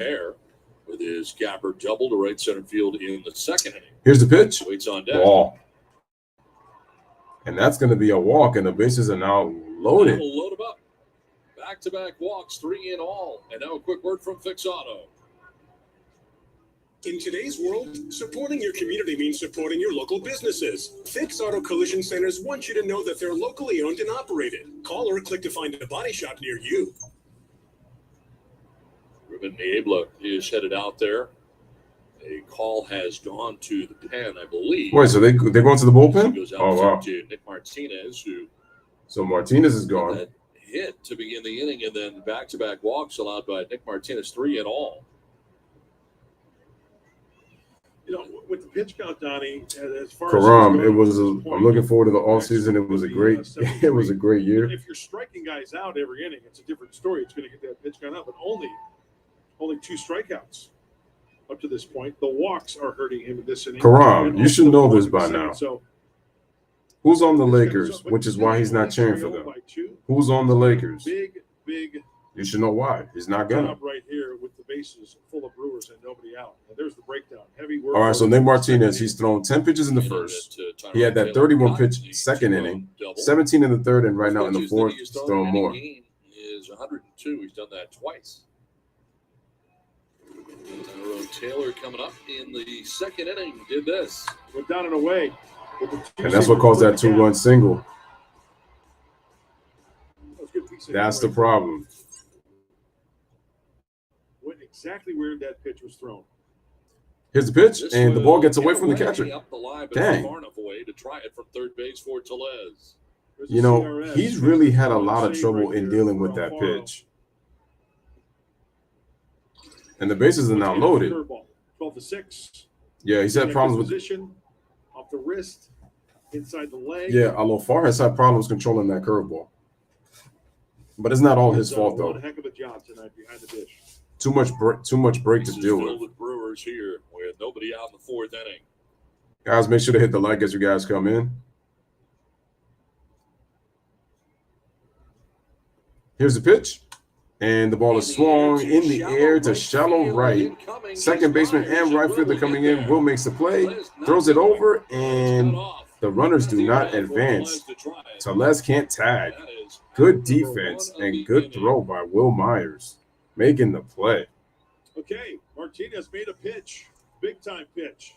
This will be crazy if he's able to pretty much maintain it and they don't even really are not really able to advance. A third of the way home. Still got some serious work to do here. Now you got that. Any Brewers fans or Padres fans in the building, please let me know for sure. But again, guys, hit that like. Hit the like button, man. Definitely appreciate everybody who has taken the opportunity to pretty much be here, and also for those who are watching. Here is Jace Peterson. Hopefully my eye holds up. All right, Jace hitting 250. I think he's 0 for 1. Here's the pitch, number 9 hitter, and that's going to be a strike. So it's 1 out. Bases are loaded for the Brewers.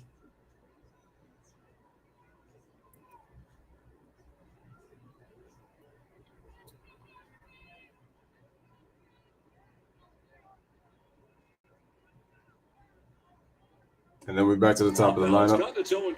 Quickly 0-2 count. Nice pitch.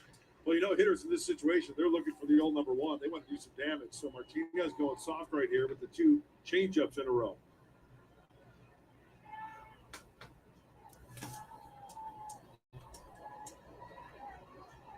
Here's the pitch, and that's going to be fouled away. Stays alive. We get word on Hunter Renfroe. Right hamstring discomfort. They had Lorenzo Cain hit for him. Kansas City and Arizona tied at 5 in the top of the 4th inning right now currently. Kansas City led 4-0. Mets with a 5-2 lead over the Giants end of the 4th inning in that game in Oracle Park. Here's the pitch, and the ball is swung, and it's going to be fouled. So it's an 0-2 count. Soft roller that I was talking about on that changeup. That ball hit on the infield. It's really tough to turn to.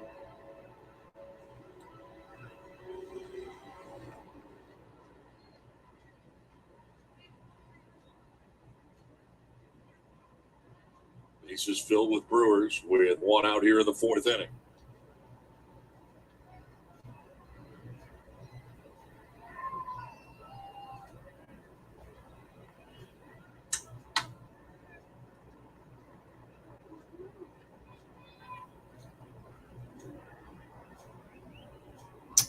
All right, ladies and gentlemen, we got an 0-2 count, bases loaded, 1 out for the Brewers. Let's see if they can take advantage and try to break this game open on Nick Martinez. Here's the pitch. Ball is up and in, and it's going to be 1-2. So ball and 2 strikes now to Peterson. Top of the order. Colton Wong waiting on deck, and for Martinez, his next pitch will be the 80th. As Wong waits on deck already. Yeah, 80 pitches, and he's not even through 4 innings yet. That outside half of the plate with the changeup, or is he going to double up with a fastball in?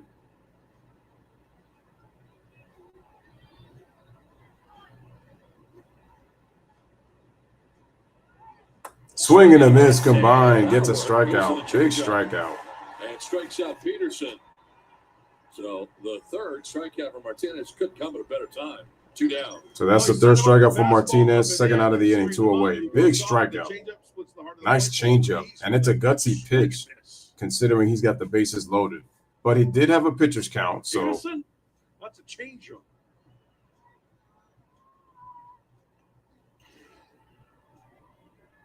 Bases loaded, 2 down. And Colton Wong, 0 for 2. He struck out, lined out. And the pitch? Cues and foul off the end of the bat.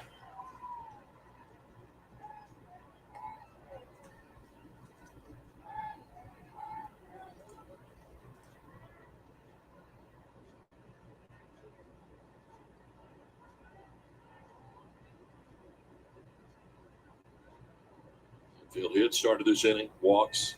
Lorenzo Cain, Omar Narvaez. And then a fly out to right and a strikeout after the bases were loaded with nobody out.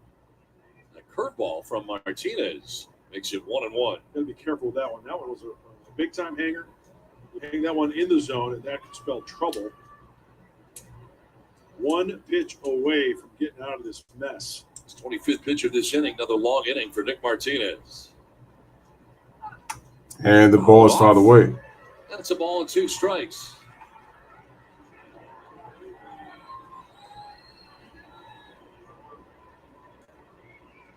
I'm thinking you got to go change up here. Change up down in the zone. It worked against Peterson. Bases loaded, 2 down. And a 1-2 pitch. Here's the pitch. Swing and a miss. Oh, he fouled it off. The curveball again. That's a good adjustment because that other one prior to that, way up and out of the zone. This one, there's the adjustment. It's down. Just got a piece of it. A true 12-6. That's who it was.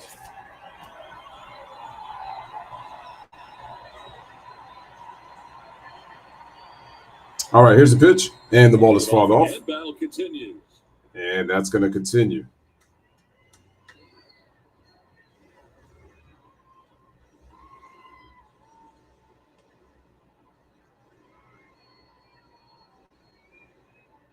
Brewers on top 2-0.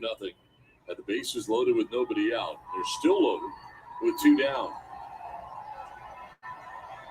All right, man, we got 1 ball, 2 strikes, man. Nick Martinez trying to get out of the inning. Here's the pitch. And still fouled by Colton Wong. There's a change up right there. Was still able to foul it off.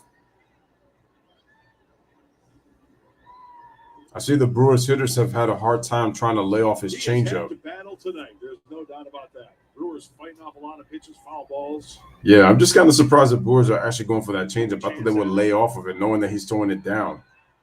And the thing is, he's throwing it down because he's in pitcher's counts right here. So he's look 1-2, but the Brewers have made him work. Here's the pitch, up the middle, and diving stop, throws it, and he's got him.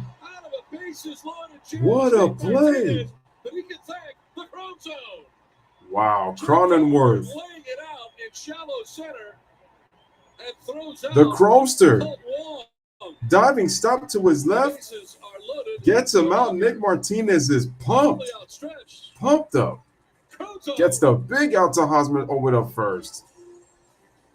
And out of a bases loaded jam, Martinez gets out of the inning. That'll pump any pitcher up, knowing that your infield is your friend right there making the play. Awesome defensive play right there by Cronenworth to get out of the inning. And so we got no runs. We got 1 hit. We got 2 walks with the bases loaded. The bases were left loaded. Headed to the bottom of the 4th, it is a 2-0 Brewers lead. So the Brewers once again failed to get the opportunity to try to cash in when they could have busted this game open. But huge defensive play. Huge defensive play. Oh man. I'm gonna see if I keep doing that to my eye so that doesn't bother me as much. Man, but that was exciting though. That was a great play by Cronenworth. Great play. To prevent multiple. That at least saved 2 runs right there, if that sneaks through. All right, so for the Padres, it's Manny Machado, Profar, and Hosmer. So it's Profar. Oh no, because Machado walked.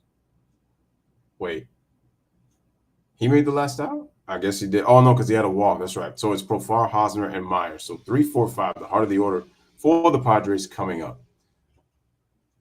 I bet if you're a Padres fan, you probably would have loved to have him possibly lead off the inning, but didn't happen.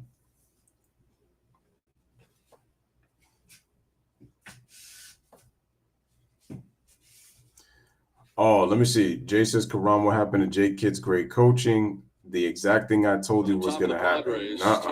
Jay Kidd is a great coach. Square peg plus round hole equals loss. I told y'all about Jason Kidd. Jason Kidd has not made he hasn't made any adjustments. That's why they're down 3-0. 2 runs. It's part of the reason why they're down 3-0. Rather than 4-0, it's still hitting 2-0. And Nick Martinez. Here's a pitch by Says to Jake Hauser, and that's going to be a strike. There and make a big league play, and that he did. Definitely was a huge play for sure. Jurickson Profar leads it off here. Padres trailing by 2. Here is Jurickson Profar at the plate. Number 3 hitter. Pitch, and it's going to be smacked out foul on the left field line. You know, we've seen it a lot, Donnie. I'm sure you have over your career. Guys are struggling at the plate, and they play defensively. It's like, you know what? I'm just going to give the old college try, look at it, and let it go through. Not Jake Cronenworth. Bob Melvin mentioned that before the game. Here's a pitch. And the ball is hit. It's going to be blooped into right center field for a base hit. It's a leadoff. So Jurickson Profar with a leadoff base hit. That's the first Padres hit of the ball game.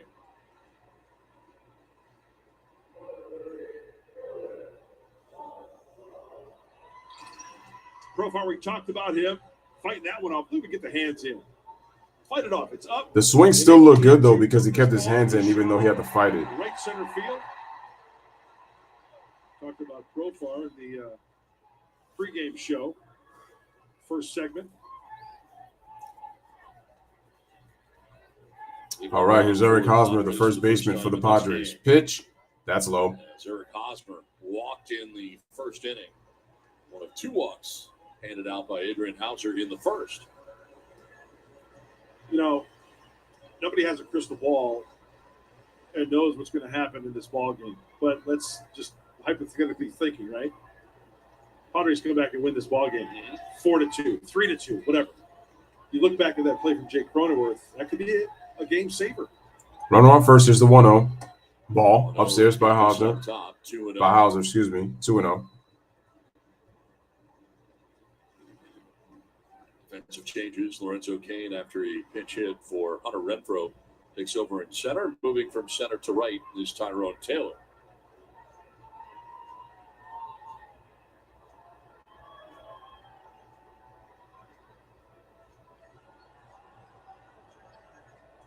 '60th pitch for Hauser. Here's the pitch. That's going to be a strike. Strike call. Not sure it was.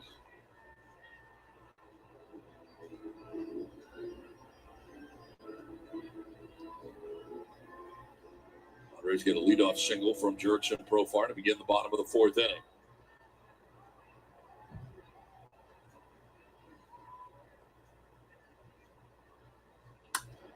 And the road chop over to second. Surfs, it's a double play. So the double play. Just like that. Leadoff single by Profar. And there are 2 outs here in the 4th inning. Well, the high chopper, plenty of time for Peterson to fire a strike. You got Urias on that side of the bag with the shift. Playing a little catch right there with Tellez for the 5-6-3 double play. Yeah, I was about to say that. Will Myers. 5-6-3. Down to second base in the first, 0 for 1. And the pitch is going to be a strike. That's exactly what that 2-seamer will do from Hauser. Talked about it, 50% ground ball pitcher. Major League average about 43%. He is at 50 for Hauser.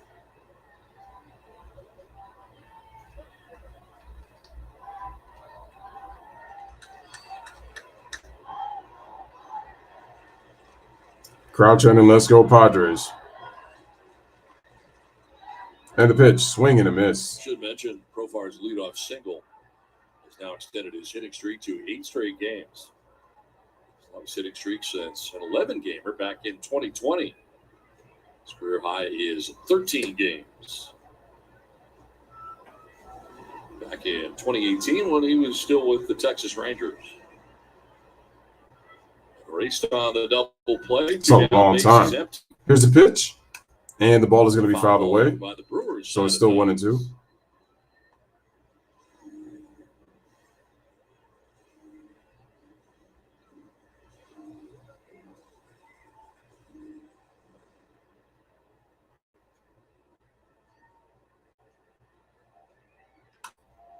And it's going to be chopped foul.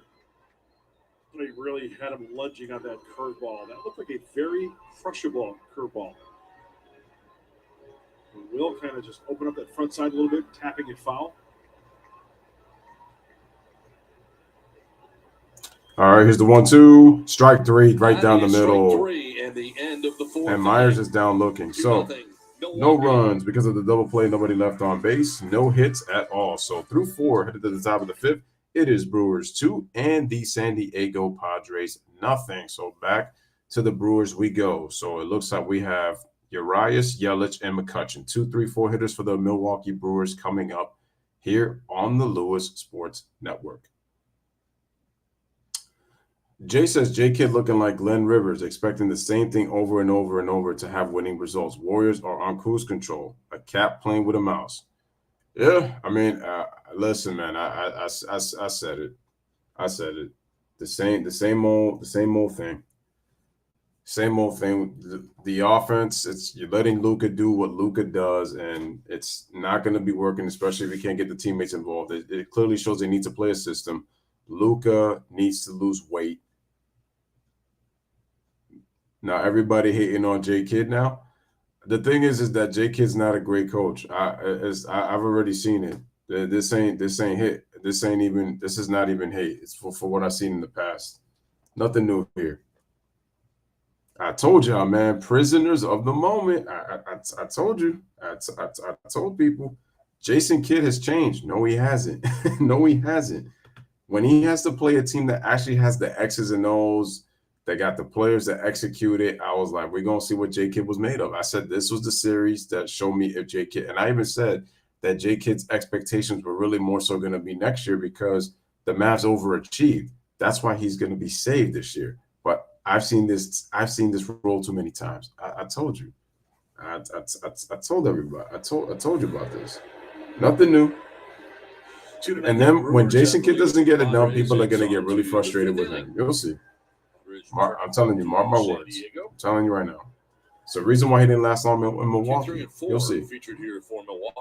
I'm surprised Budenholzer has lasted as long as he has, but he's fortunate because he's won a championship and has gone deeper than Kidd.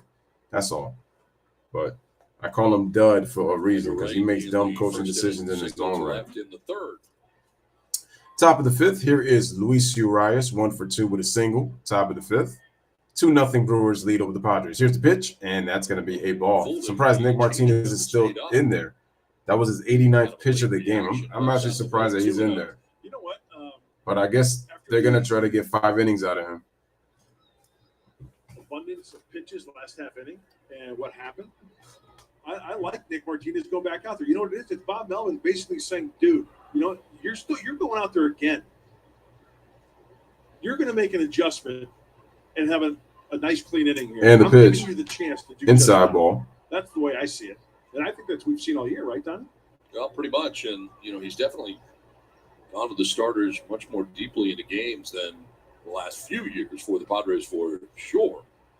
And Nick Martinez, well, the most he's thrown pitches-wise is 102. Here's the pitch. One right here. And that's going to be a strike on the outside corner. So, strike 1. 3-1.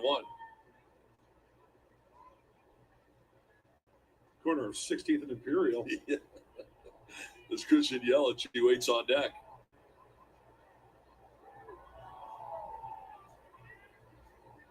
And the pitch. And the ball is grounded. To the backhand. Cronenworth throws it. Nice play to Hosner with the throw. Cronenworth's been pretty busy today. Number 1 of the 5th inning. Wow. But he's doing his thing. He isn't getting the results up at the plate. You know, he squared some balls up right at guys, making out, striking out quite a bit the last few games, but he surely does not let that affect his defense. And the pitch to Yelich is going to be a strike. Saves games at times defensively.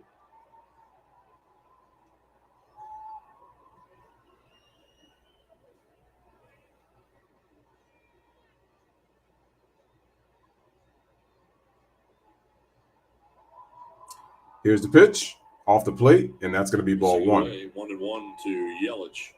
Third AB for Yelich is grounded out to first and grounded out to second. 240 average coming in. And the pitch, Ground ball Yelich, by the dog. ground ball, Machado left side into left past field. Manny Machado into left Yelich center off the field for a one-out base single. hit. As Number Machado. 5 of the night for the Brewers. All right, so that is hit number 5 for the Brewers tonight as Yelich gets on with an opposite field single. Wanted that one in. Grounded. It was away, up a little bit, just chopping right down on top of that, as you mentioned, Donnie, and finding that hole pass. Good opposite field hitting, just out of the reach of Manny Machado.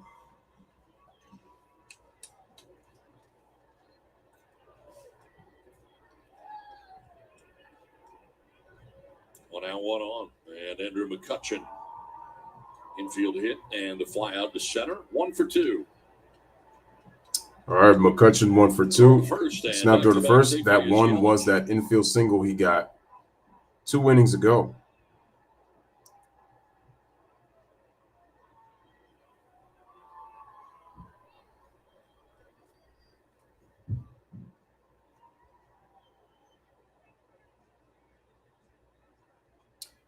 Jay says Karan made comments elsewhere, and that's going to be inside football. Made comments elsewhere where he waved the white flag when the Mavs had their backs up against the wall in the Sun series, then runs his mouth over here to me. I see. Martinez nearing 100 pitches. This will be 97 for the Kansas City and Arizona tied, bottom of the 4th. Here's a pitch, and that's going to be a strike. In their first strike. Well, you know, the first thing I think of, Seattle up 7-3 over Oakland, bottom of the 5th inning right now. 2 outs. 41 fastballs, Mets up 5-2, top of the 6th. Mets at the play with nobody out. Pittsburgh wins In the event of a 2-1 change, over Colorado. doesn't throw as hard as Martinez, but he still has that devastating. The Brewers have played well. They've played well. They got off a little bit to a slow start, but they've played so much better since then. They've played a lot better since then. Presenting Kia's lineup of exceptionally capable all-wheel drive SUVs. And this is not a great offense by any means of the Milwaukee on top. Yelich is not the MVP that he once was. Yelich at first base, held on by Eric Hosmer. So yeah, the fact that the Brewers have really been getting it done with their pitching. That's how they've been getting it done. That's really the strength of their team is their pitching, starting pitching. Gotcha. Breaking into the big leagues with the Pittsburgh Pirates in 2009.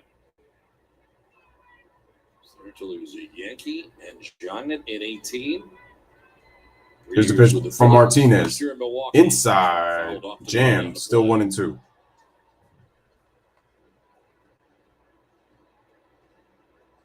Seven home runs last year in what turned out to be his last year in Philadelphia. 80 runs batted in. Year 27. Still didn't think that he had that in him, but he was able to do it.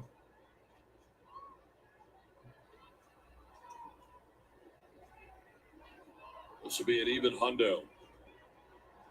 And the pitch. That's ball 2. 2-2.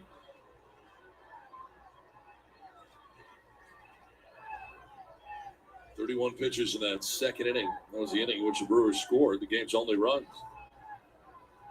Tyrone Taylor driving in 2 with his double, scoring McCutchen and Redford. 31 pitches in the second. He threw 29 in the 4th.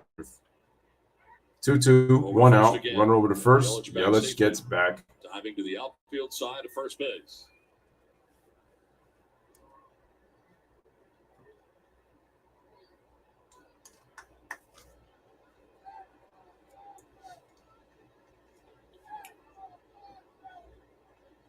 Damn, my eye feels so much better now. I think I'm going to start doing that. All right, here's the pitch. Swing and a miss. Swing and a miss. McCutchen down on strikes. McCutchen strikes out. That's strikeout number 4 for Nick Martinez. 2 down. 2 down, 2 away. Receivers. The one prior to that fouled off, but he really got in on him here and tied him up. Look at the swing and look at the movement there. Couldn't get the barrel out in front. And that being pitch 101, that's a really good location. So that tells you something there. Martinez can still hit a spot. 2 down with Yelich at first base, and here is Rowdy Tellez, who's been on twice.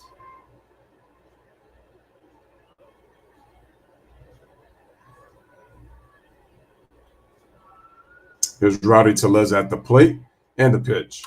And breaking ball foul, strike one. Second infield hit in the fourth inning. And a total of 5 hits in this game for the Brewers.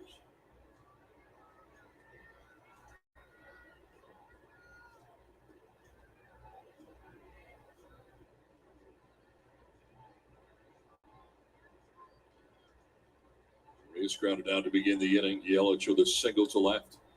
Cutchin struck out swinging. Here's the 0-1. Strike. Martinez takes a look at strike 2. The velocity is still there for Martinez, 93. Doesn't throw much harder than that. This would be nice to be able to get out of the inning if he's able to get out. That'd be great. To 103. Previous side been 102, done twice. Louis, your shorts, age, been doing very well.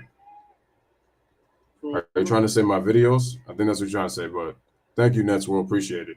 Jay says, Karam, you dunking again. It's not even game day. And Yelich back safely. Will he be there for game 4?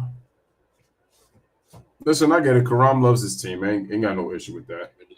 But at the same time, it's just, again, I warn people about J Kidd. I warn people about J Kidd. So has Jay.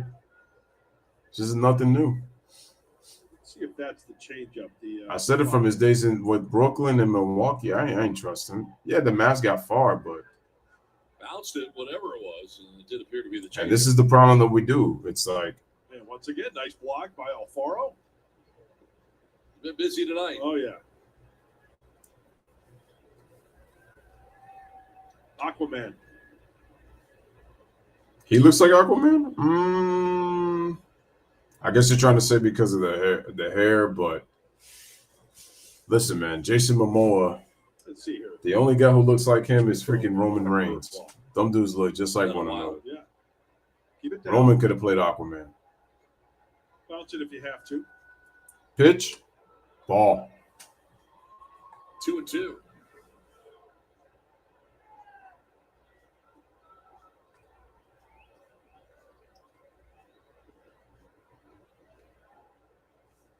There's manager Bob Melvin of the San Diego Padres. I love the Padres jersey. Love the lettering. Love the colors. Fastball. Where does he want it? Going down and away here? I didn't like the one that Tony Gwynn used to wear, though. Time called very late again. Looked like it was crap. A couple times tonight. No, I appreciate that. Saw the Nick video as soon as it came out. I had to take that video down because it was copyright. So I had to end up making a short video instead, but that was copyrighted. I would have rather had played the whole thing so that you guys could have pretty much seen what he was saying, how stupid the Warriors trade was. And let's make it clear, he doesn't like the Warriors because of you know why. Swing and a miss on that off-speed pitch. Throws a changeup. Martinez strikes out Tellez on the changeup. 5th strikeout of the game. So no runs. No runs. 1 hit. 1 man left on base. Headed to the bottom of the 5th inning. It is a 2-0 Brewers lead over the Padres. So now we are going to get to the bottom of the 5th. And for the Padres, let's see who we have. I believe it's going to be Robinson Cano, Luke Voigt, and Trent Grisham. So it should be 6, 7, 8 for the Padres coming up. Hopefully I'm right. Let's see once it updates everything right here on the laptop to see if I'm absolutely right or am I wrong. Let's see. All right, you can move a little bit faster now. Let's see. I was right. Cano, Vogt, and Grisham.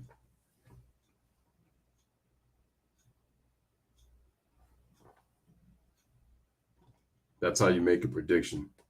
Or as Paul Heyman will say, it's not a prediction, it's a spoiler.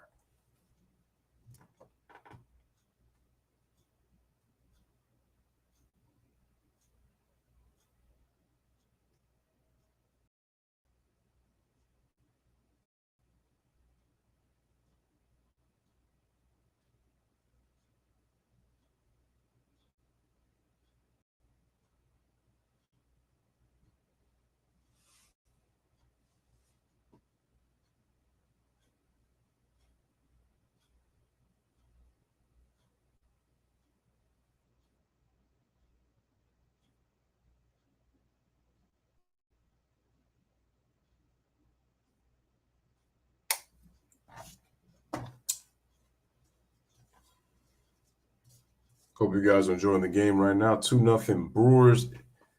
Headed to the bottom of the fifth. Let's see. Machado's hitting 372, and Hosner is hitting 317. Damn, they're the two best hitters in the lineup? Wow. 2-0 in this game. And yet the Padres are 27-14. Robinson Cano about to lead it off here for the Padres. In the bottom. Here's Robinson Cano, Grisham. A player who I used to like before the PED scandal, not once but twice. Hauser worked his way around 2 walks in the first and really has. And that's a ball, 1-0. Adrian Hauser throws a ball. That's what he's featured tonight. Look at the 2-seamer, the 4-seamer. Well, tonight he's throwing a lot of 4-seam fastballs and sinking fastballs. Only one tonight off the 4-seam fastball. And the pitch. Falls behind Cano, 2-0. Looks like the changeup, 2-0.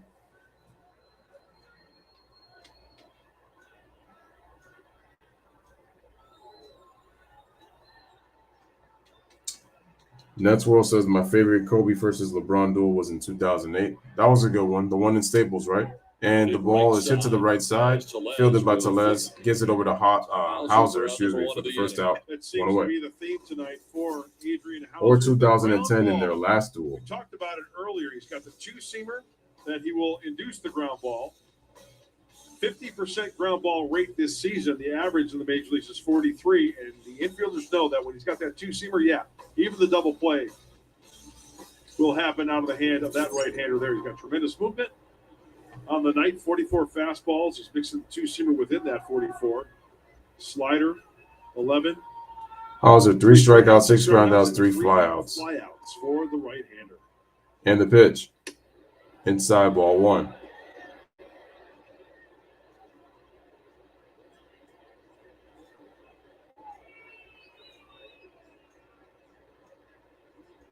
And the pitch. Fouled off. 1-1.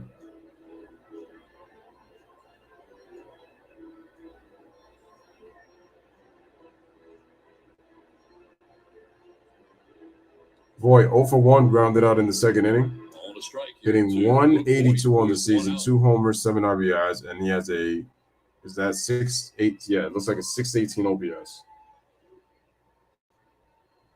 Pitch. Fouled off, strike 2. Only 2 strikes to Voit. Coming out of the 7th spot and the DH tonight. We could have started over the weekend.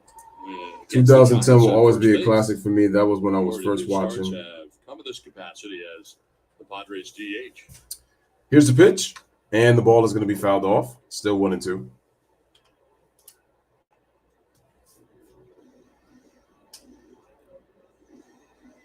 Padres have been held to 1 hit.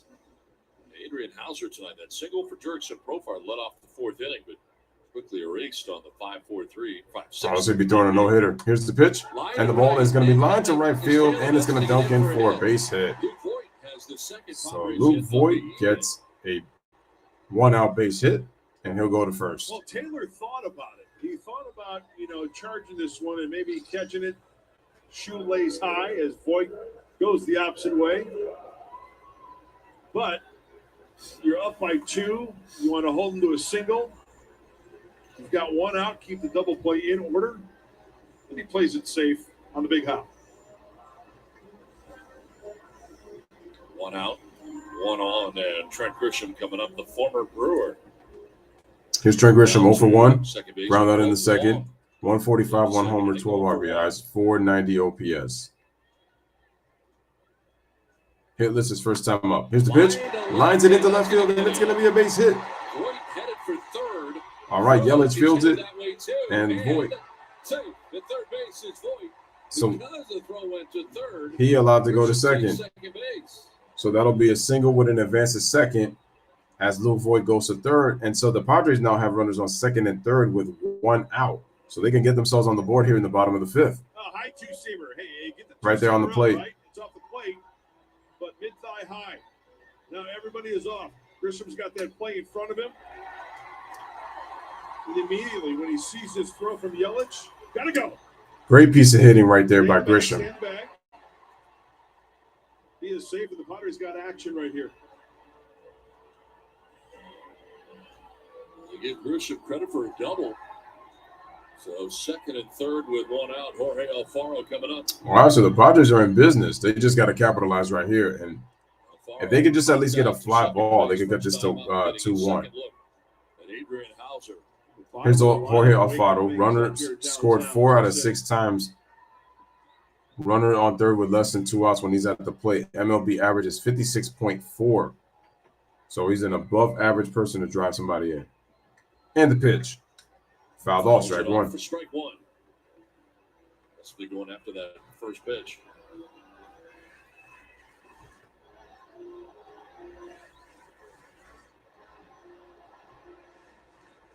First time the Padres have had a base runner visit third base in this game. It's Luke Voigt right now with Grisham at second. Tying run in scoring position.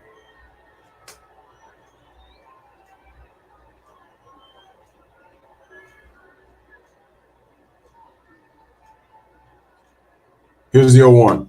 Fouled off, strike two. And it's 0-2. Hard sinker at 95. Yeah, that's effective, is it not? You bet. There's a kid who battled tonight, Nick Martinez. Only giving up 2 runs at the second inning, but a lot of pitches for the right-hander. 6. Just a little game of pepper for Alfaro in the middle of the infield. 1 out. They're conceding that run at third base. All right, so runners on second and third, 1 out, 0-2 count. Bottom of the 5th, Brewers lead 2-0 on the Padres. Jorge Alfaro, the number 9 hitter at the plate. Adrian Hauser doing the pitching, trying to get out of this inning. Padre fans booing because the catcher's going. Navarro to have a little chat with Hauser. So we're going to have a meeting with 2 of the infielders, with the catcher and the pitcher. See what they want to do here.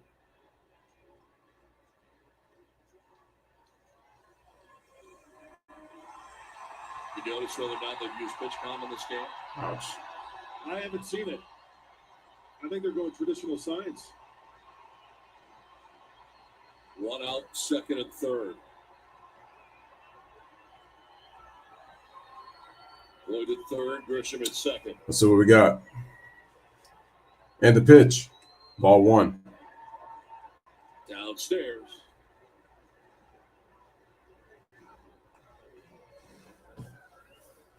Next pitch will be the 80th for Adrian Hauser of his outing. Listen, as much as Luka needs to be better, I still will take him over Trae Young. Trae Young is overrated in my opinion. First time this building has been loud tonight.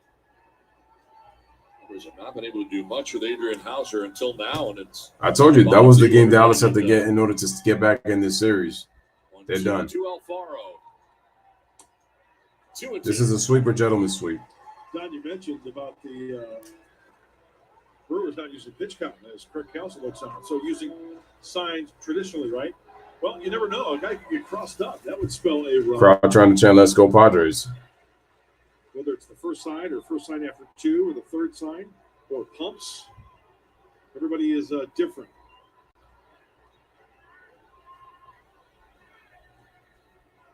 And the pitch. That's a ball. It was 0-2. Now it's 3-2. And we got ourselves a full count. So he gets on. The bases will be loaded with 1 out. Jake Cronenworth, the top of the Padres order, waits on deck.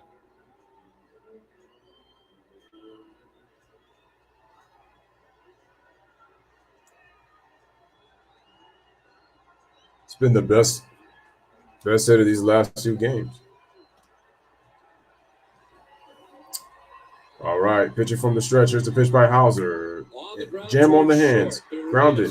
Throws it over to first. They get the out. The run is going to score. The Padres are on the board. It is a 2-1 ball game on an RBI ground out by Jorge Alfaro.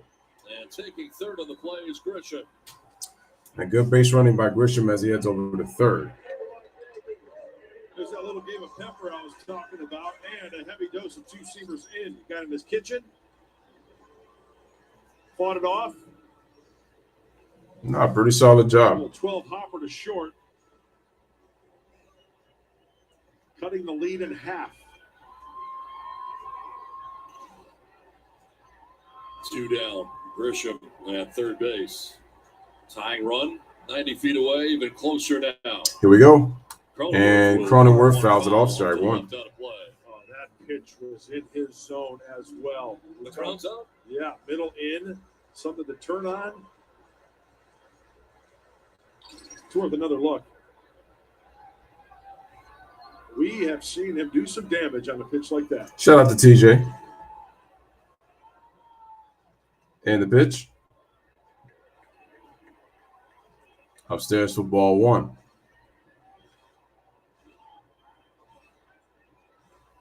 Two down here. Cronenworth 0 for 2, strikeout flyout. 205 average on the season. Grisham at third. Here's a 1-1 to Cronenworth. Here's the pitch. And checks the swing. Does he go? Did he go? No. No. Tomlinson, third base umpire. Let's take a look. Oh, man. I think that's a go.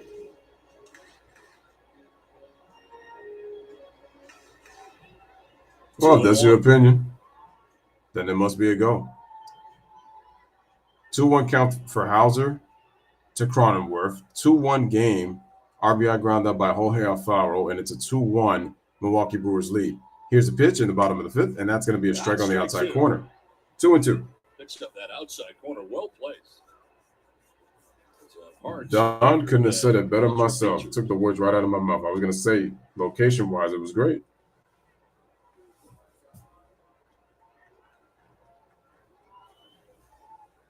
Well, I agree about that. It's time for Chris Paul to vamoose. He got to go. Here's the 2-2. Swing and a miss. Cronenworth strikes out. Big strikeout. But the Padres get a run on one hit. They get a run on 1 run on 2 hits. 2 men left on base. Or was it? No. It was 1 man left on base. All right. Through 5, headed to the top of the 6th inning. It is a 2-1 Milwaukee Brewers lead over the Padres.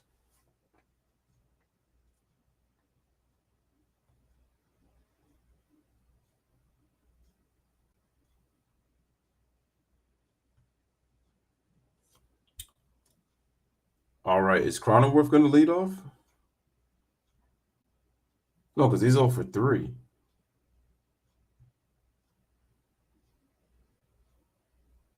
Oh, no, we're back to Milwaukee. For Milwaukee, we got Lorenzo Cain.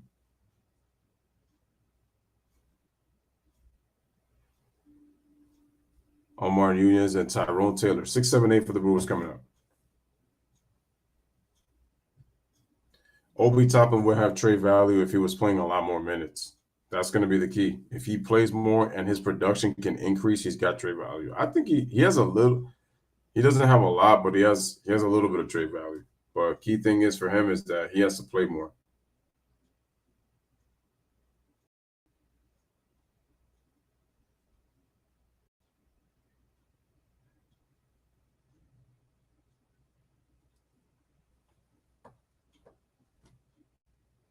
The cool thing is that at least what they like to do is that they like to show the defense of both teams on the full-letter network in between innings.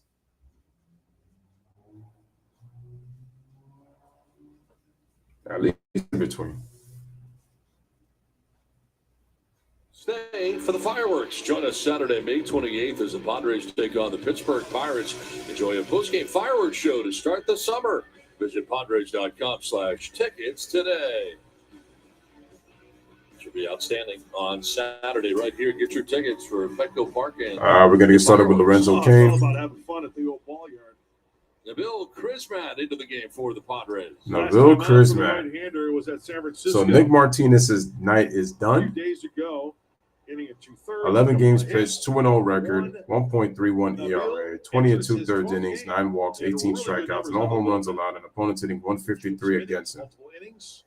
Give me 1 second, guys. I'll be right back. 2/3 innings of work for the right-hander. Martinez threw 106 pitches in his 5-inning effort. Lorenzo Cain took over for Hunter Renfroe, gets his second plate appearance. And the pitch, and that's going to be a strike. Strike one. Strike one. This is probably one of those games where Chris Matt can go 2 innings. Guys, make sure to hit the like, And the pitch. Strike. Strike 2. And so 5 innings, 5 hits, 2 runs. He walked 3, struck out 5 for Nick Martinez. And on the hook at the moment. Here's the wind up and the pitch. And that's going to be fouled off. A golf swing right there, fouled off down the right field line. Speaking of multiple innings, 9 of the Bills' 11 outings have gone an inning, a third, or longer. All right, here's Nabil Chrismat on the windup on the 0-2 and the pitch, and it's going to be fouled off, so still 0-2. Don't forget to catch the Padres action from Jerome's best seat in the house. Sign up for a chance to win at jeromes.com. Who doesn't love the old Barca lounger? Feet up. Bro, these kids get to lounge on them damn chairs. Probably, soda pop or something for the kids. I was going to say, I think the little. Wow, Arizona has taken the sparkler, lead. They lead 7-5 on Kansas City in the middle of the 5th. Against the rule. Here's the 1-2 by Chrismat. 2-2. The dirt. That's 2-2. We should get a couple of those up here for us. Social sparklers? No, the Barca loungers. Social sparklers not so bad either. Here they are. It's a great way to watch the game. Yeah. Awkward wave. Yeah, keep it going. There you go. Not so awkward. I mean, 2-2. it's the seating though. Slowly roll down to third base. Slowly roll, and that's going to be fair. And man, he's going to have to pick that up. It's an Lorenzo gets an infield single. Lorenzo Kane. Yeah, nothing you can do there. Manning playing back, and that's what's going to happen on a guy who has a changeup, a two-seamer.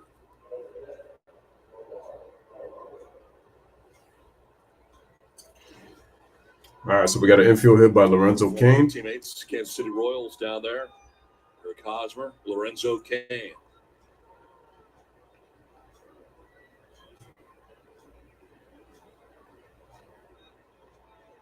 Omar Narvaez struck out looking and walked. Here's Omar. Appearance of the game. First 0 for 1 with a walk. Nabil Chrismat.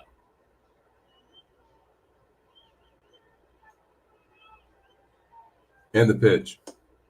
Ball.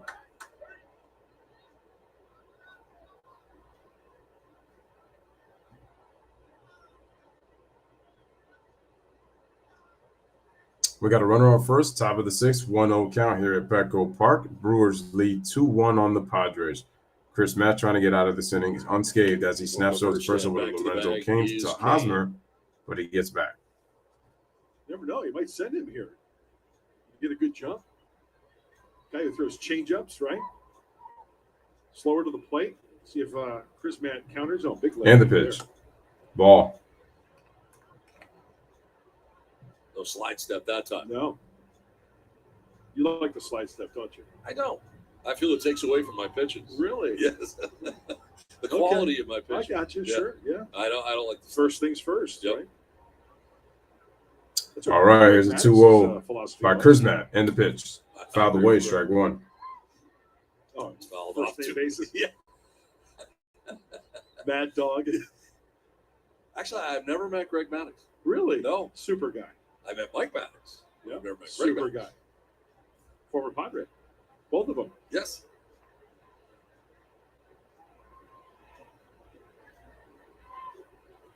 Two balls and a strike, and snapped over the first. Lorenzo Kane gets right back. About Greg Maddux when he was a Padre, towards the end of his career, right? He knew exactly when he was done. I mean, he was good for 80 to 85 pitches. He had a signal when Bud Black was managing, and you tip your cap. Here's the pitch. Swing. It's going to be fouled off, and the count is even at 2-2. And I'll let you know, right? He'd get around 82, 83 pitches. He'd give up a hit or something. He would look in the dugout and he'd go, done to Buddy. Get me out of here. And you have to respect that, right? Yeah. I mean, here's a guy with no ego. Yeah. And saying, hey, I'm done. I've given you my 83. Got to go to the pen. Got to go. Yep. Ground ball right side. Ground ball. Can they get for 2? Flips it over to second, but that's all they're going to get. He was going to try to tag him. That didn't work. So then he went to the backhand to second base, and they get Kane. And Reaching at first to be Narvaez on the fielder's choice.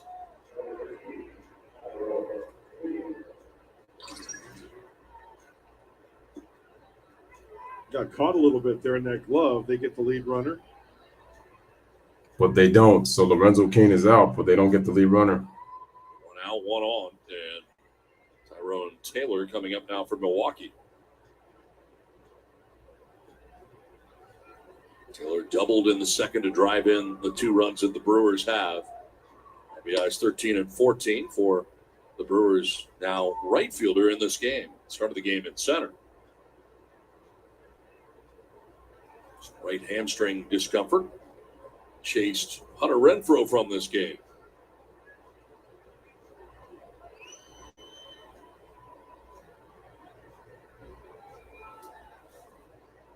And the pitch. Swing and a miss on the 1-0 by Changed Chris up, Matt, and and that's it's a going to ball be and a strike. 1 ball and 1 Pitch strike. was now Nice pitch by difference. Chris Matt. Chris Matt has hit 93 on the fastball. There's 83 on the changeup. Tremendous movement, though, on that changeup. Good depth to it. Off the table, almost like Donnie's gyro ball. Here we go. Here's the 1-1. Ball, 2-1. To his right, and Alfaro able to block that. How do you throw that gyro ball again? Gyro ball is tutorial. Yes. I throw it like this. It's my changeup. It's really 3 fingers, and then it comes out and it does this, and then right off the table. So you throw it and it rotates like this. And yes, you throw it's it like amazing. that. Yeah, it comes like this, it comes like that, Wow. and that's surgery the next day. that's it. All right, 1 out, runner on first. Yeah. 2-1 Here's the 2-1. on the ground and through into left Through field. for a and base hit. Up to second base goes Narvaez. As Tyrone Taylor has got himself his second hit of the night, and it's 2 on with 1 away. And perfectly placed. There's the changeup, and this one is up on contact, right at the belt buckle, through the 5.5 hole. 1, 2, 3 hopper. Nothing you can do there. The Brewers have had lots of chances to really add on to their, at the time, 2-0 lead. It's now 2-1. It's still 2-1. That's the crazy part about it. They're It's still 1 for 9 in 2-1. this game. 1 for 9 with runners in scoring position are the Brewers. What's weird about this game, Donnie, you might agree with me, it seems like a bigger lead for Milwaukee, doesn't it? That's just 1 run right now. Will Chris Matt And trying the to pitch. keep it a 1-run deficit. That's going to be it. Ball. Chase Peterson 0 for 2.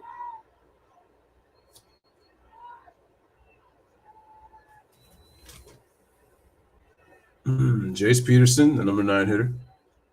And the pitch. Ball by Chris Matt.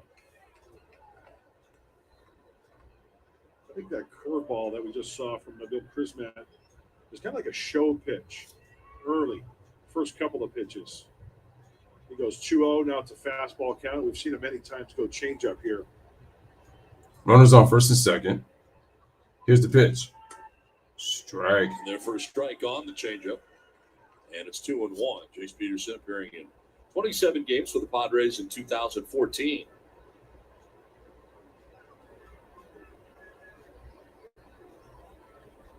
Here's the 2-1.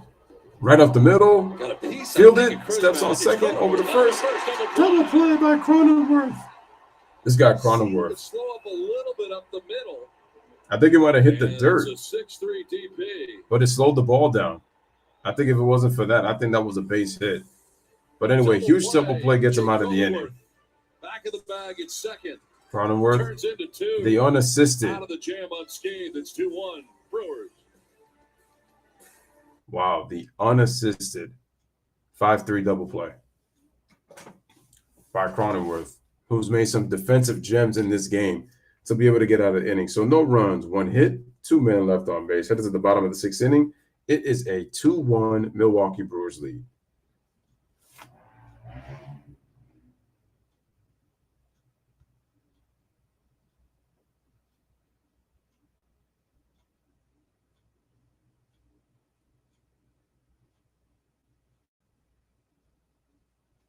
Let's see. He already went up to the plate. So Cronenworth did. Wait, but who was the last person to hit? I'm about to find out right now.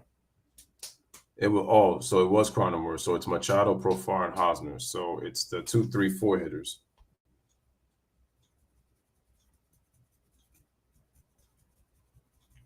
gosh. I don't know why I'm so itchy. At the top of my head.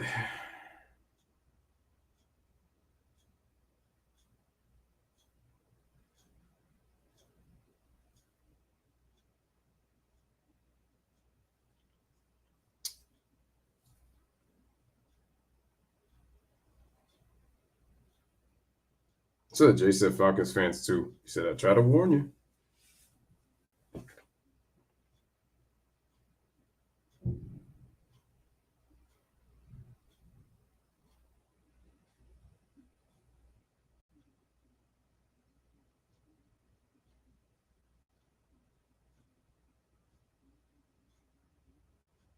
So Jay says the Falcons fans too. He said, what's going on? He said disappeared. The man disappeared. We back into his house. Well, yo, Cronenworth has made. And those were the bright moments of the game. You need him on your team, especially making those defensive gems. Here's Manny Machado. Manny Machado leading it off. And the pitch. Fouled away, strike one. Foul over by the Brewers side of things.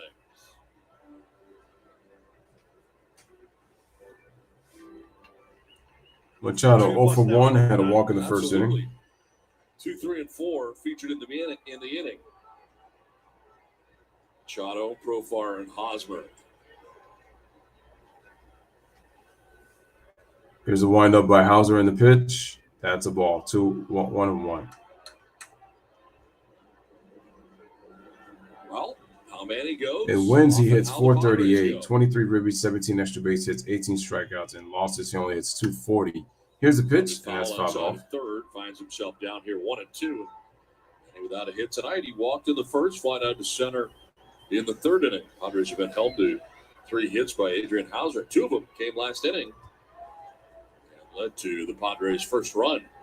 Pitch, and the ball is grounded. Third. Chase Peterson. Jay steals it over to first to Teles for the first out of the 6th inning, 1 away. 1 down, that'll bring up Jurickson Profar. Another 2-seamer that got in on him.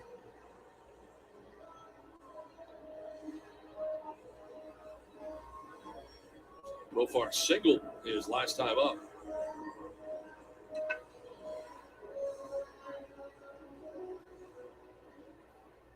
He's probably looking for something to roast him. Oh, wow. Here's Jurickson Profar, 1 for 2, had a single in the 4th inning. First to 1 for 2 night for the Padres left fielder. And the pitch, strike by Hauser.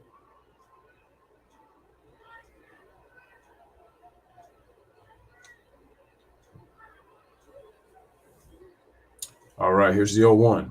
Swing and a miss, took something off that changeup. Strike 2. With that second strike, Chase Peterson's going to move to the right side of the infield as part of the shift. The Brewers' third baseman heading over.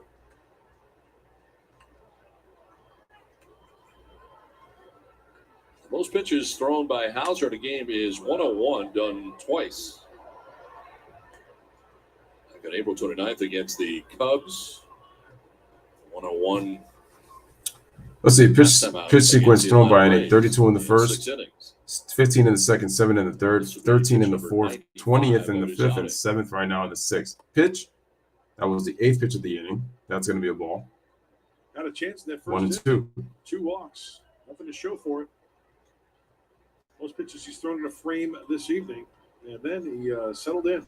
But once again, only a 1-run deficit. Here's the windup in the pitch, and that's going to be a ball. So the count is even to 2-2. We talked about Craig Counsell earlier and how intense he is. You look at him right there. You don't know if they're winning 12-0 or it's 2-1 in the 6th, right? Absolutely. Same look. 2-2. Line to left. Line to left, and Yelich is going to make the play for the second out of the inning. 2 away. In the neighborhood of Christian Yelich. And now a quick word from Jack in the Box. Pop my $5.99 classic and spicy 50-50 popcorn chicken combo. Order on the Jack app today. 2 down in the 6th inning, and that'll bring up Eric Hosmer. Here is good old Eric. 5.63 DP in the 4th inning.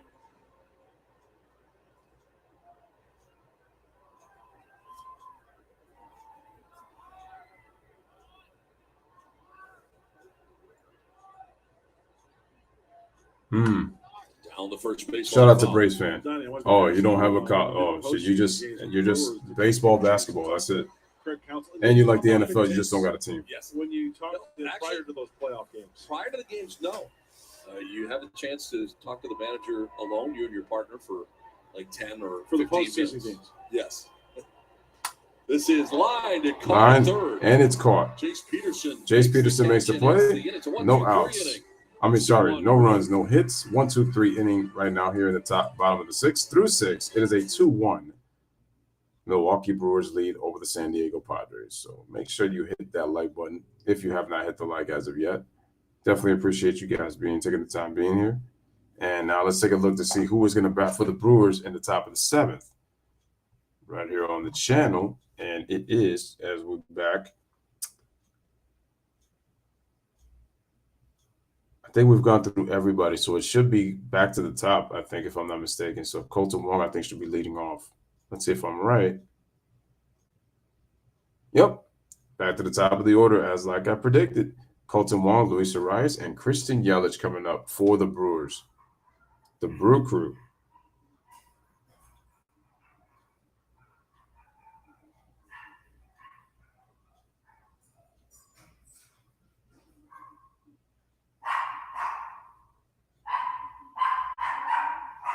Damn, I didn't think those dogs would still be out at this hour. But yet they are.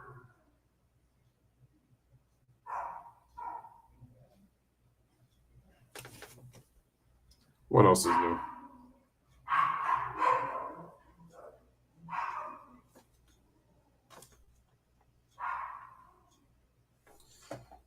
Let's go back to the strong stream, top of the 7th. Whew. Wow.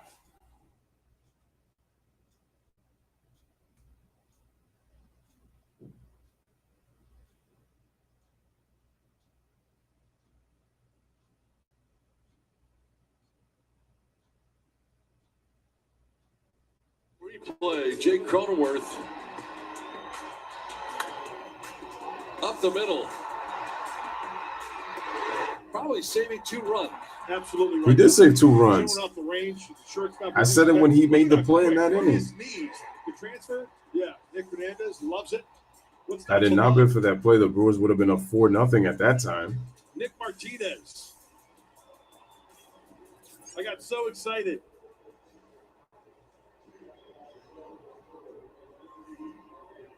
Went to high school with Nick Hernandez. I apologize.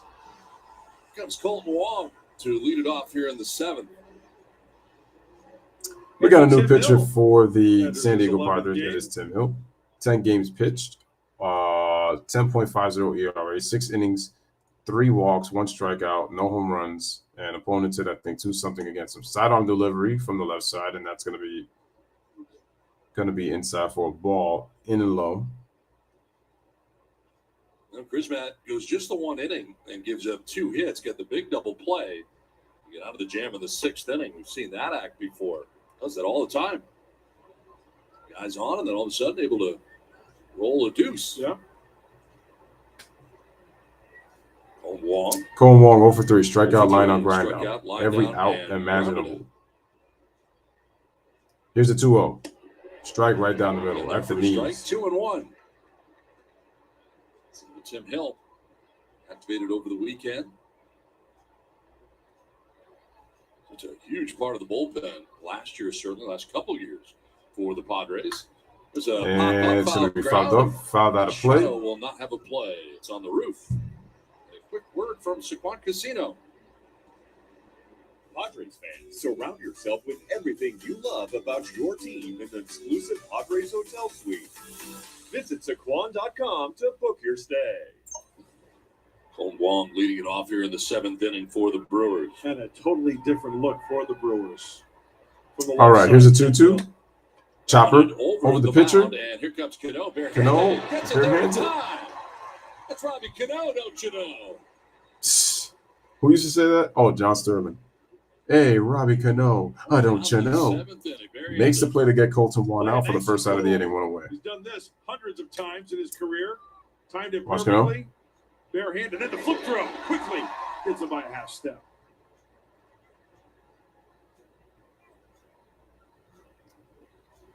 It's worth another look. Accurate throw right to the chest. Is that 4 or 3? He definitely could have been a shortstop. 3. Yeah, Because he has a shortstop's arm. Urias. Pitch. Such a good play. Urias throws a strike. And Urias with a single in the 3rd inning. Slide to right. Cano's just not fast. And grounded to short.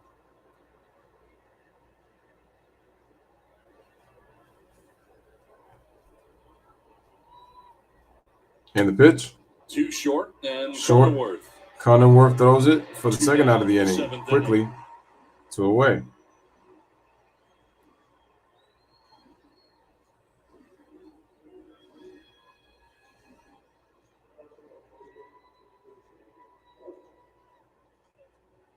Brings up Christian Yelich. Yelich has grounded out to first. All right, here's Christian Yelich. 1 for 3 with a single.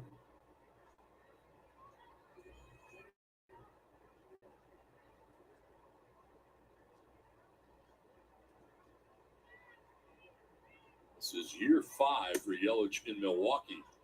Let's remember him breaking in with the Miami Marlins in 2013. First 5 years of his major league career spent in Miami. Solid all the way around. Here's the pitch. Career 290 hitter. And Yelich hits it to right, and it's going to be right at Will Myers. He makes the play to end the inning. So, no runs, no hits. 1, 2, 3 inning for the Padres. Headed at the bottom of the 7th. It is a 2-1 game. We got Will Myers coming up, Robinson Cano, and Luke Voigt. 5, 6, 7 coming up for the San Diego Padres.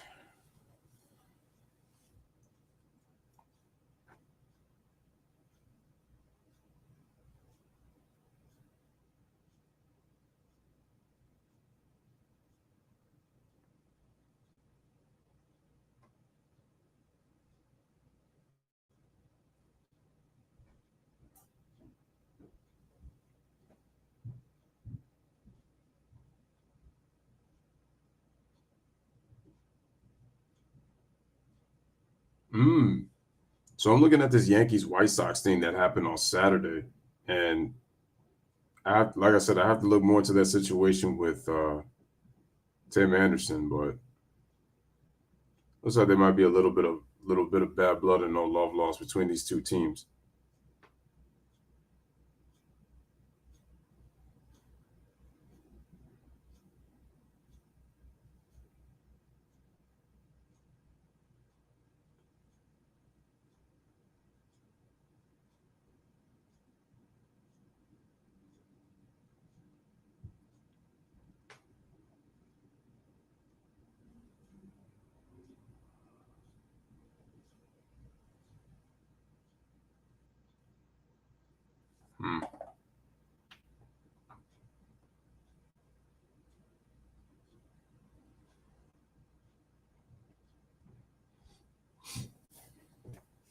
Oh. This commercial brings me something else. Well, our next broadcast tomorrow night, game 2 of the 3-game series. So Corbin Burns against Snell. A very good pitching matchup tomorrow night. Get you started at 6 p.m. with Padres Live, the pregame show. Then Corbin Burns match up against Blake Snell. Burns off to a 1-2 start, 2.26 ERA. Snell getting his first start out of the way. 0-1 so far for this year. All right, here is Snell. 0-1 record, 7. I'm sorry. Valley Sports San Diego tomorrow night. I'm looking at tomorrow's pitching matchup when I'm Oh, the Cy Young Award winners. Yes. Huh? Stay tuned. 2-1. Milwaukee on top. Well, there are former Padres sprinkled throughout this entire Brewers roster, and here's one of them. No, they got arms. The Brewers have arms. Enters his Brad 16th Boxberger, game. 16-game, 1-0 Nice record, numbers in 13 2.70 in the third ERA, innings of work, strikeouts 11. 13 in the Four-seamer, third innings, changeup, 3 walks, 11 and the strikeouts, slider. 1 home run. Opponents are hitting 217 off of him. It's been the game of changeups tonight, has it not? And ground ball outs. Yeah, it continues with Brad Boxberger. Will Myers coming up here, 0 for 2 tonight, has grounded out to second and struck out looking. And Hauser done after 6 solid innings, 99 pitches. And the pitch. Allowed 3 hits, Wow. 1 run. Walked 2, struck out 4. And those 2 walks, they came way back in the first inning. All right, so we got a 1-0 count to Will Myers. Here's the pitch, and that's going to be a ball, 2-0.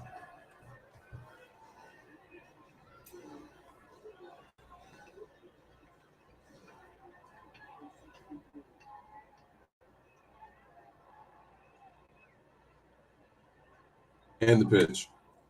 Strike. For strike 2-1.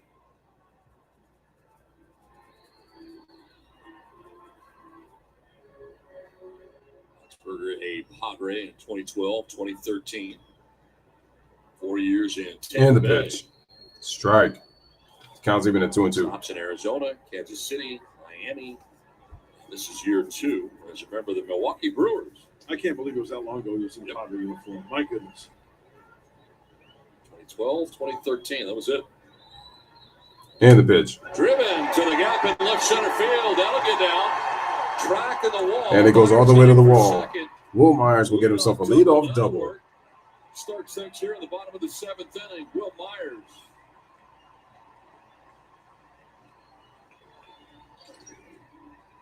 Well, Boxberger's got that slider we saw. Also the fastball. But here's the key. The fastball is straight. Straight into the left center field gap, mind you. Great piece of hitting by Will Myers, taking it to right, take it straight away center. Slightly left center field, because since that ball went all the way to the wall like In that. scoring position.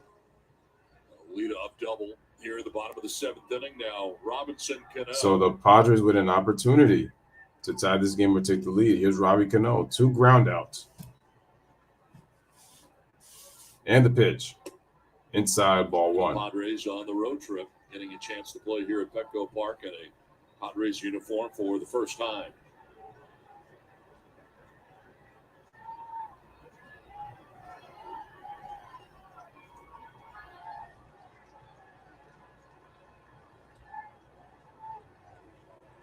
Berger having trouble, maybe pitch clock or the Cards. You know, they're going to the Cards. Yeah.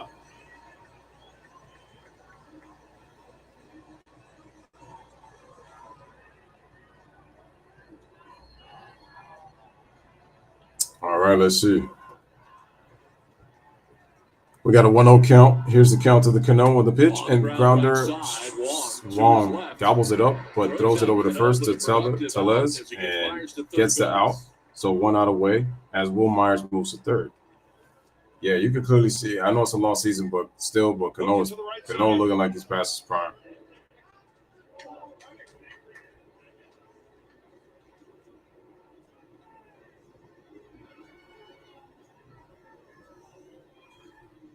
One out. Myers at third. The infield coming in now for the Brewers all the way around.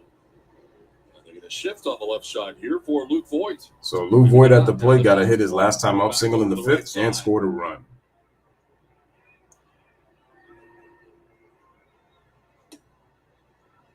Ball 1, a little bit low. So it is ball 1. Zone, put a nice swing on it. Sack fly.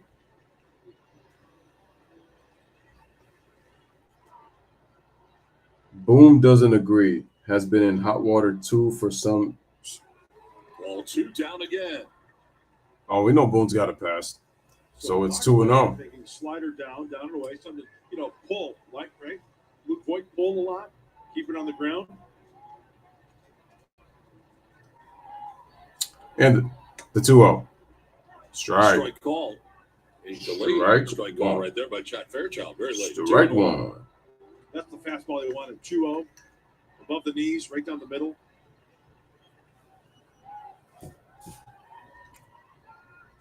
Here's the 2-1. Ball 3. 3-1.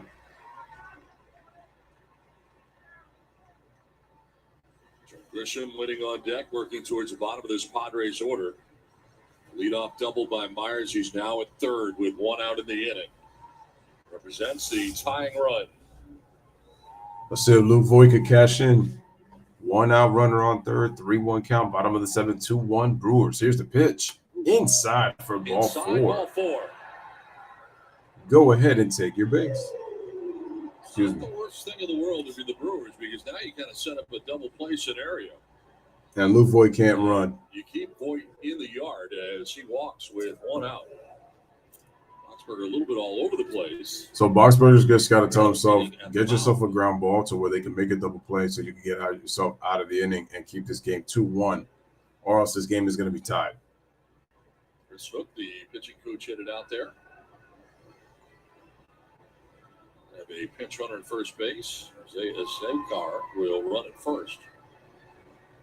Zokar, who had a couple of back-to-back starts. Jose Alzocar is a pinch runner. Padres coming off the bench here to pinch run for Luke Voigt. Extra base hit right here. That's a run with a Zokar on first base. First and third, one out, and Trent Grisham coming up. He doubled his last time up. Grisham is the number 8 hitter? Yeah, that's right. Hauser back in the 5th inning. There he is in the 7th. Tying run 90 feet away for San Diego.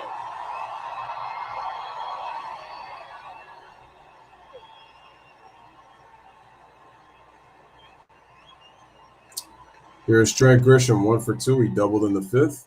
Padres with an opportunity to tie this game or take the lead. Let's see if they can get it done in this matchup. Jump on it.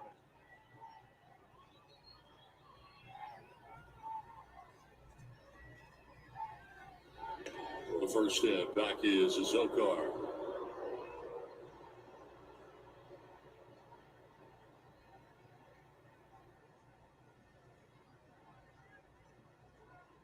No shift here on Grisham at the moment. So Peterson at third arrives at short. Wong is second to Les at first, and the shift looks like Wong is slightly playing to his left. Here's the pitch.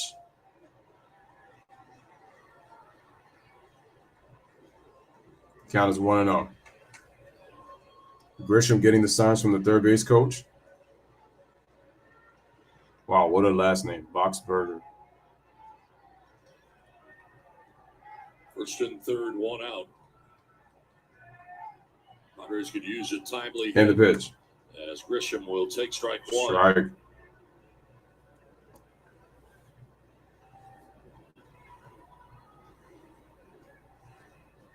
Pitches so far for Boxberger. More balls than strikes. 8 balls to 6 strikes. Breakdown for the right. Make sure to hit the like if you have not hit that like button. Off speed for a strike. 8 balls, 6 strikes so far for Boxberger. Looks like he's going away right here. Here's the windup and the pitch. Going for the bunt. Safety squeeze. He gets it, and it's fair. And he ties the game. And he ties the game. How about that suicide squeeze by Grisham? Excellent play, and he ties the game at 2. Here in the bottom of the 7th, look at that. We're tied up 2-2. Great bunt. Checking the defense. Why not? It's a changeup. Perfectly placed. Bringing it with him down the first base line. Adds himself, gets himself a bunt base hit, and drives in a run. And the ball was able to stay fair. Look at that. Beautiful. Just awesome. It's a base hit and an RBI. All right, there it is. First and second, so we are tied. Jorge Alfaro. 0 for 2 from his number 9. All right, here's Jorge. 0 for 2. RBI when he and the pitch. The That's going to be a strike. Take strike 1. Jay says, I would have suspended Donaldson for every time he said Jackie Robinson, man. That joint don't fly.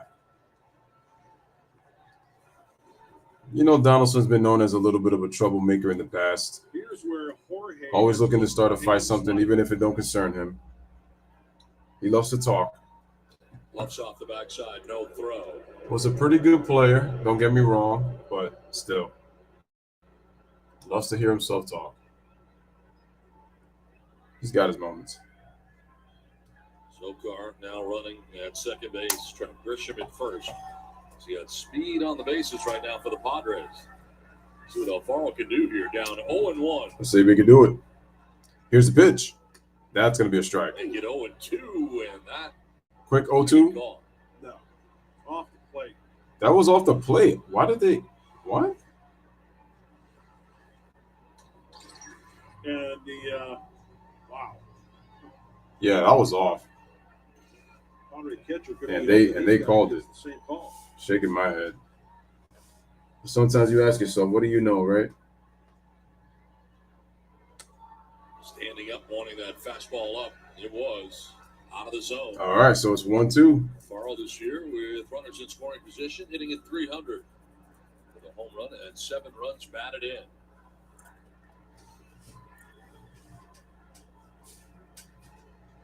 Zokar at second. Runners on first and second. 1 out. Bottom of the 7th. Padres have tied this game in 2 on a bunt base hit by Trent Grisham. Here's the pitch. And the ball. Oh, off of them. They get this one a second. That was off of Boxberger's arm as Grisham slides over to third. They get the force at second. I'm wondering if Boxberger's okay, though. I don't know if it hit him hard or not. 6-4 the force out there, and Farrell will reach it first. So Boxberger getting a piece of this on the way by. Watch this. And hits him right here. Got his kitchen. Looks like it was off the glove. Wrist. Or wrist. At least it didn't hit hard. Because that would have been by bad. Arias, as you mentioned, glove to glove. So that definitely could have been dangerous. First and third, the go-ahead run there, and a Zokar at third base. Runners on the corners, 2 outs. Over Jay Cronenworth coming up now. Cronenworth 0-for-3 night for Cronenworth, but a very good defensive. back to the top of the lineup. Cronenworth has been a beast. He's been a stud defensively. And the pitch.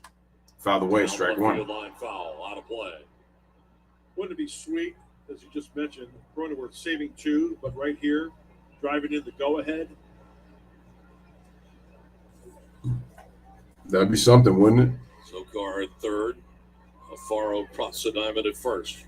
Well, if MLB wins, if he wins the appeal, it's going to be considered a joke.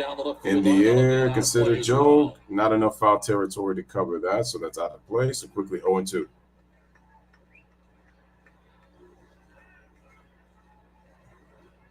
no longer a part of this decision is Adrian Hauser.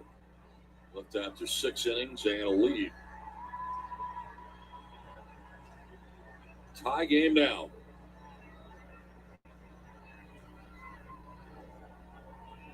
And the pitch. Fouled away. Still 0-2. Out of play.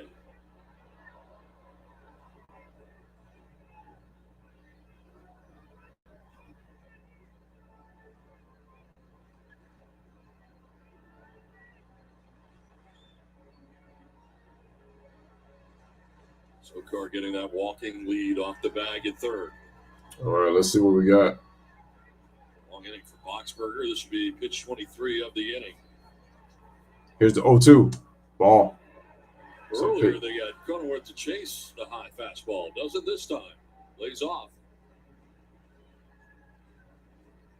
Got him early in the first inning, leading off the game with a fastball in, taking for a strike. And then, as you mentioned, Donnie, that high fastball.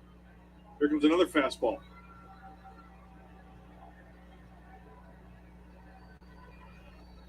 And the pitch. Count is now 2-2.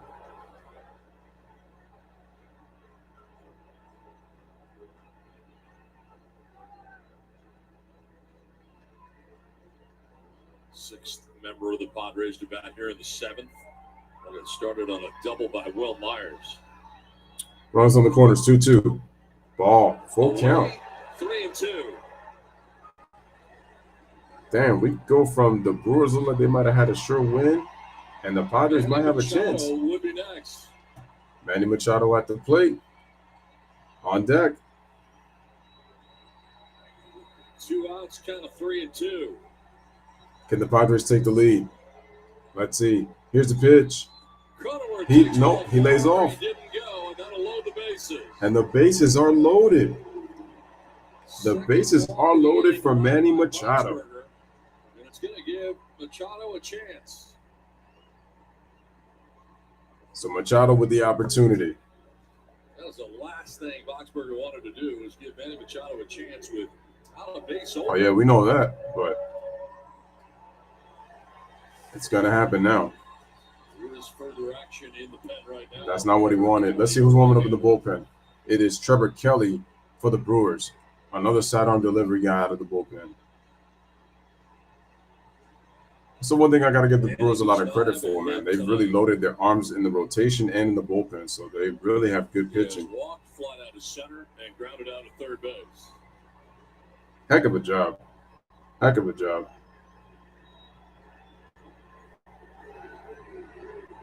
Manny Machado, here we go. 348 career average and 92 at-bats. 12 grand slams. He's 0 for 2 this year, but he does have 2 RBIs. So I'm guessing he's had either RBI or sac flies. Here's the pitch. Strike down the middle. Big moment right here. Let's see where we're going, Padres fans. Let's see. Machado career versus Brad. 1 for 5 with a home run and an RBI.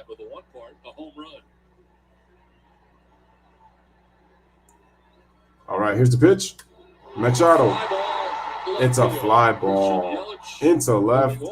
Yelich is there. He makes the play for the final out of the inning. All right, so the Padres do get a run on 2 hits, and the bases are left loaded. Machado tried to end it probably with a grand slam, but instead he flies out over to Yelich. So through 7 with the bases left loaded, we are tied at 2, headed to the top of the 8th inning. Man, make sure you guys hit that like button. For Milwaukee, let's see who's at the plate for the 8th. Who was the last hitter to make out? I think it was Yelich. So that means we got Andrew McCutchen, Rowdy Tellez, and Hunter Renfroe. So it should be 4, 5, 6 coming up for the Brewers. And look at that. Truth, lo and behold, I was right. Let me charge my phone for a little bit as I come back.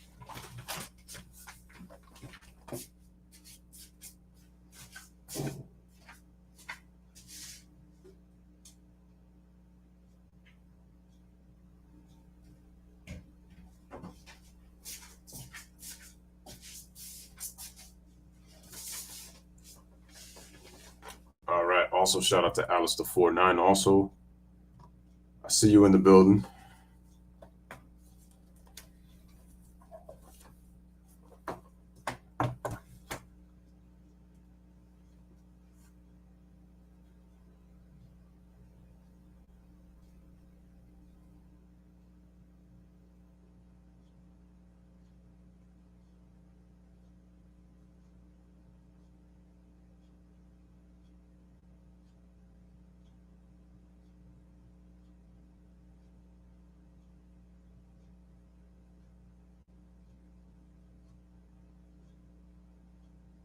Alonso likes it there. Yeah, 11th home run on the year, Mike. Also leading the NL in RBI, and that was Pete Alonso's specialty right there. He's trying to hit the glove. You know what? He wasn't that far away. He's a monster. 10-2 right now. The Mets lead the Giants there in the 9th inning. Mark and I'll see on Padres Live. Yeah, the Mets are up 10-2. Yeah, I was not expecting that. Hey, Mark Sweeney, I remember him. Get us set up for tomorrow's game. My dad used to talk crazy about him. Thanks very much, Mike and Mark, as the Padres move on to pitcher number 4 of the night. 4th pitcher for the Padres. Here at the top of the 8th, it is Robert Suarez. 16 games, 2-1 record, 4.15 ERA, 17 in the 3rd innings, 8 walks, 20 strikeouts. And here's the pitch to McCutchen. This is going to be a strike. Strike 1. Off here for Milwaukee. Single in the 2nd, fly to center in the 3rd before striking out. Mets up 12-2 now on San Francisco. 12-2. Tonight by Tim Hill. And the pitch on the 0-1. That's going to be a ball, so it's 1-1. And the lineup. Padres have made some changes here defensively with Ha-Sung Kim coming into the game at short. Ha-Sung Kim. Moving from short to second is Cronenworth. And the pitch. Cano coming out of the game. Defensive change here. Well, that kid right there has got the middle of the infield covered, that's for sure. Robinson Cano made it a couple of nice There's Robbie Cano. Defensively. On that one, he missed on the transfer, but got to it nicely. And the pitch. And the ball gets away. Swing and a miss. But he was able to throw him out at first. 1 away. McCutchen strikes out to begin things here in the 8th. Well, don't miss Sunday, May 29th for our Padres and Puppies calendar giveaway presented by Petco. The first 35,000 fans are also, they do that kind of thing? Padres and Puppies, huh? Padres players. Visit Padres.com/giveaways to secure your tickets. 1 out in the 8th. And that brings up Rowdy Tellez. All right, Rowdy Tellez at the plate. Here's the pitch. And And that's a strike on the outside corners. Robert Suarez with the breaking ball, strike one. Has been aboard twice in this game, a walk and an infield hit. Before striking out in the fifth.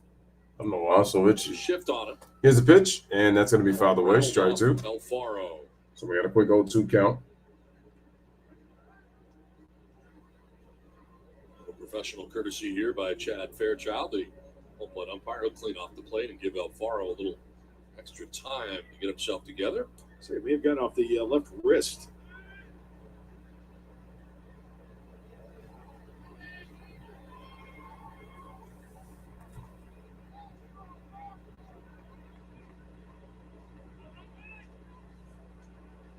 And the pitch.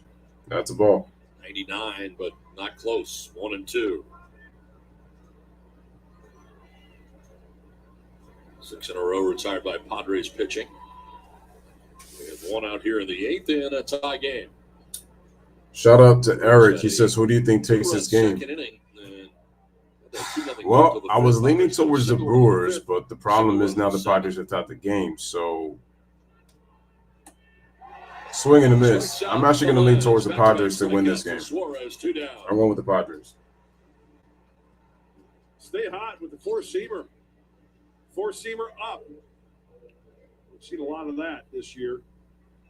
So, four-seam strikeout. 2 down in the 8th, and that'll bring up Lorenzo Cain. Came into this game. Hunter Renfroe had some. Lorenzo Cain, the veteran. Right hamstring. Was a ground ball sharply hit. All right. They fielded over the 1-2-3 inning. It's tied 2-2 from San So Diego. Suarez gets the job done. We got Profar, we got Hosner, and we got Myers. So that's 3, 4, 5 coming up, the heart of the order for the San Diego Padres. So let's give you a little scoring update. As y'all can see on the bottom of my screen right here, clearly the Mets are up 13-2 on the Giants. The Giants usually are known for very good starting pitching. The Mets are up 13-2 on the Giants right now. Yikes. All right, let's get some out-of-town scores right now real quick. Arizona up 7-5 on Kansas City, bottom of the 7th inning. Nobody out in that game. Our game is tied at 2, headed to the bottom of the 8th. Seattle is up 7-6 against Oakland in the bottom of the 7th inning. And I just mentioned it's the bottom of the 9th. Nobody out. The Mets have just destroyed the Giants by the score of 13-2.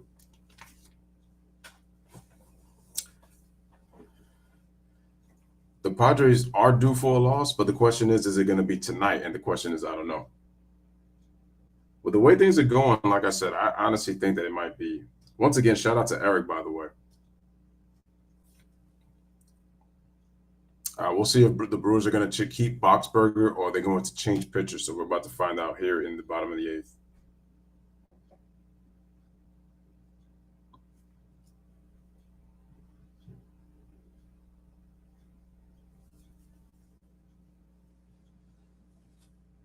Finally, my eye is not irritating me for the most part now. This is good because now, wow, somebody just put in a feed Giants comeback. I've never heard a team. Have you ever heard of a team score? Well, presents Padres baseball. Maybe those Yankee teams of the mid 2000s are probably giving a shot of scoring all those runs in the mid 2000s. Probably the only one that I could think of. By Templeton Rye. Go to TempletonRyeHomeRunChallenge.com to enter the $1 million Home Run Challenge. 8th inning from Petco Park in San Diego. This game tied up 2-2. Padres trailed 2-0. They tie it up 2-2. Bottom of the 7th, and now they're coming up here in the bottom of the 8th. And Tatis Jr. Brewers pitcher of the night as Trevor Gott is in the game now. Who is this? Trevor Handful Gott. of different pitches. Heavy on the cut fastball. 15 games, 1-0 record, 2.57 ERA, 14 innings, 3 walks, 18 strikeouts, 1 home run. Opponents hitting 180. Take a look at this bullpen. They're 5th in the National League, 13th in the Major League Baseball. Hey, it's my man Enrique Iglesias. What do you know? It'll be Profar, Hosmer, and Myers. 3, 4, and 5 after Brett Boxberger got a huge out, getting Manny Machado with the bases loaded in a tie game in the 7th. Boxberger one inning, giving him 2 hits, 1 run. They walked 2. All right, here's Jurickson Profar. Anybody out. Let's see if the Padres get themselves a win hitters in the 7th here in the bottom of the 8th or 9th. Profar 1 for 3 night. Single to I'm not going to be able to stay up to do this whole thing anyway, so bottom of the 9th is actually going to be my last inning, unless if the Padres are able to score now. Here's the windup in the pitch, and that's going to be a ball. And the count is 1-0. Good thing I prepared my clothes for work tomorrow and all that. Last pitched on Saturday against Washington. Score the 8th inning, 1 walk.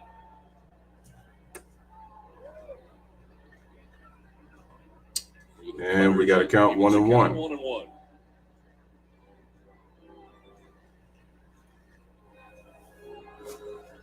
He throws that cutter majority of the time. About 91, 92. When you're talking velocity. All right, here's the 1-1. Off the plate, 2-1.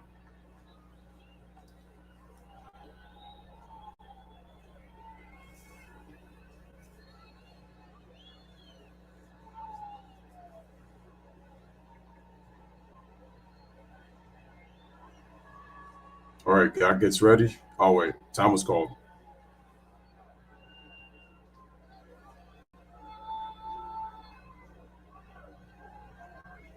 In the pitch. Profar hit it to right center field, but Tyrone Taylor makes the play. So that's a line out. Cosmer's coming up. 1 out for the inning. Really enjoyed facing relievers this year. It's time for the Callaway long ball. Last year faced a reliever in Richards for the Brewers, and against the Brewers May 27th in Milwaukee. 398 the distance, 102.5 the exit velocity. That was last year. Bro, he got a spinning chain. I could tell he's a fan of John Cena. Highest batting average against relievers this season. 411 against relievers? Damn. That lets you know Hosner is having a killer year. 1 out here in the 8th. Like, damn. And the pitch. Fouls it off the other way, down the left field line, out of play.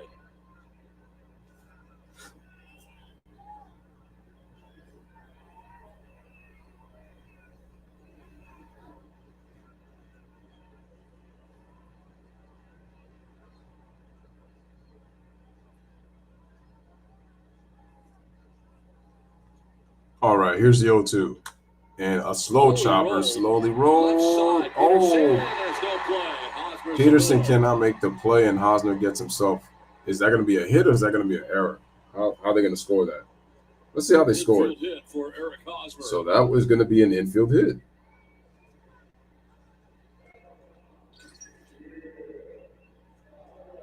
Trying to go the other way, just fight that off. He was very late. So Jody, funny.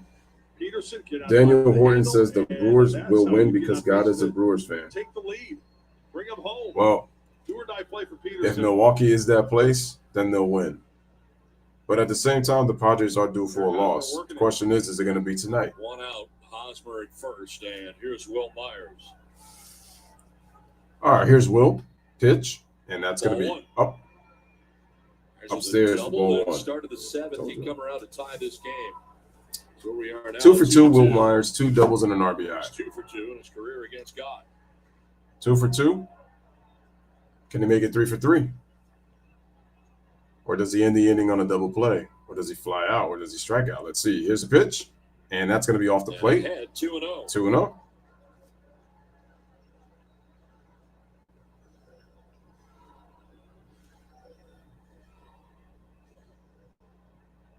Sung Kim has yet to bat in this game. Took over defensively last inning. He's on deck. All right, here's a 2-0. And that's going to be skied off to the right side, out of play for strike 1.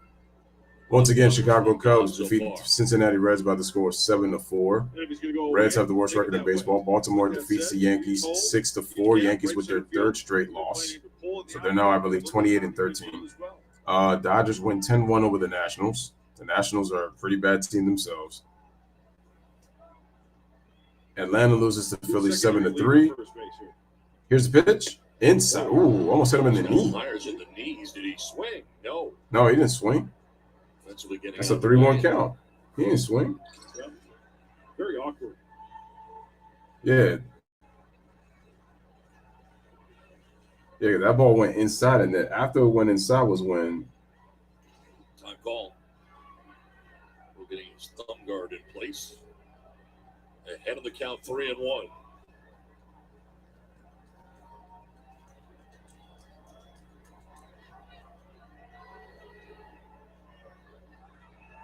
Here's the 3-1. Make it 3-2. 3-2, full count. More cutters. Arizona takes a 8-5 lead on Kansas City. San Francisco scored in the bottom of the ninth. It's now 13-3 Mets. Let's put a beat down on these cats, man. Let's put a beat down on these cats. His lead, a payoff pitch to Myers. Here's the pitch. Myers pops it up, first base way, and right there, Tellez has got it for the second out of the inning, 2 away. This copyrighted telecast is presented by the authority of the San Diego Padres. Daniel says Milwaukee, where the beer flows like wine. That is true. That is true. Without the express written consent of the San Diego Padres. Still don't know about God being a Brewers fan, but I do agree with you with, Brewery. We love you guys too. Brewery, that's what Milwaukee's all about. Very sweet. I love the homemade signs. Swap it. It's the best. Swap it, Donnie. Yep. 2 down here in the 8th.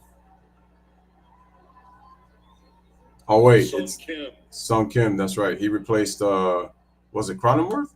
Fouls it off to the right out of play. No, was it Cronenworth? Yeah, I think it was Cronenworth. He substituted for. Yep. 222 average, 18 RBI, 715 OPS. This is the kind of guy that Kim has had success against.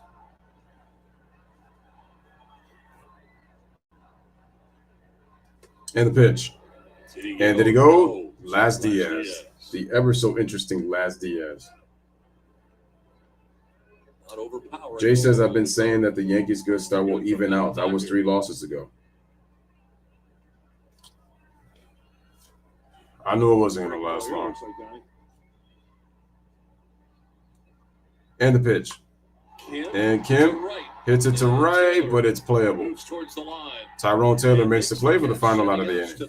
So, leadoff single wasted. No runs, 1 hit. 1 man left on base. Through 8, headed to the top of the 9th. It is a 2-2 ball game between the Brewers and the Padres. Man, we got 27 people watching, but we got only 12 likes, man. Guys, let's continue to get the likes up. Appreciate the 27 people watching currently right now. So we got a nice little crowd. Just continue to hit that like button if you have not hit the like. Definitely appreciate the support and definitely of watching this game.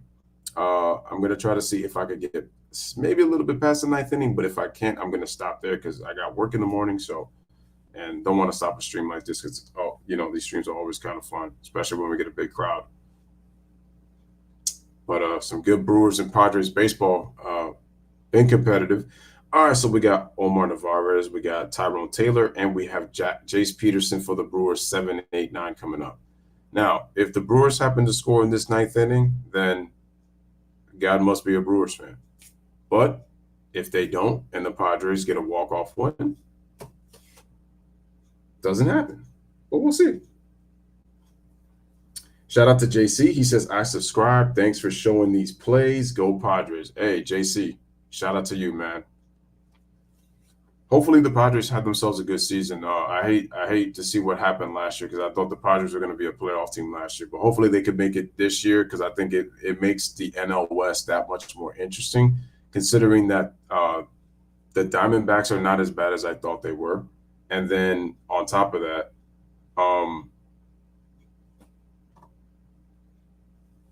the Rockies, I think, still have a winning record. And then obviously you got to deal with the Giants, even though they're kind of struggling right now. And then obviously the Dodgers, the cream of the crop, as I keep saying.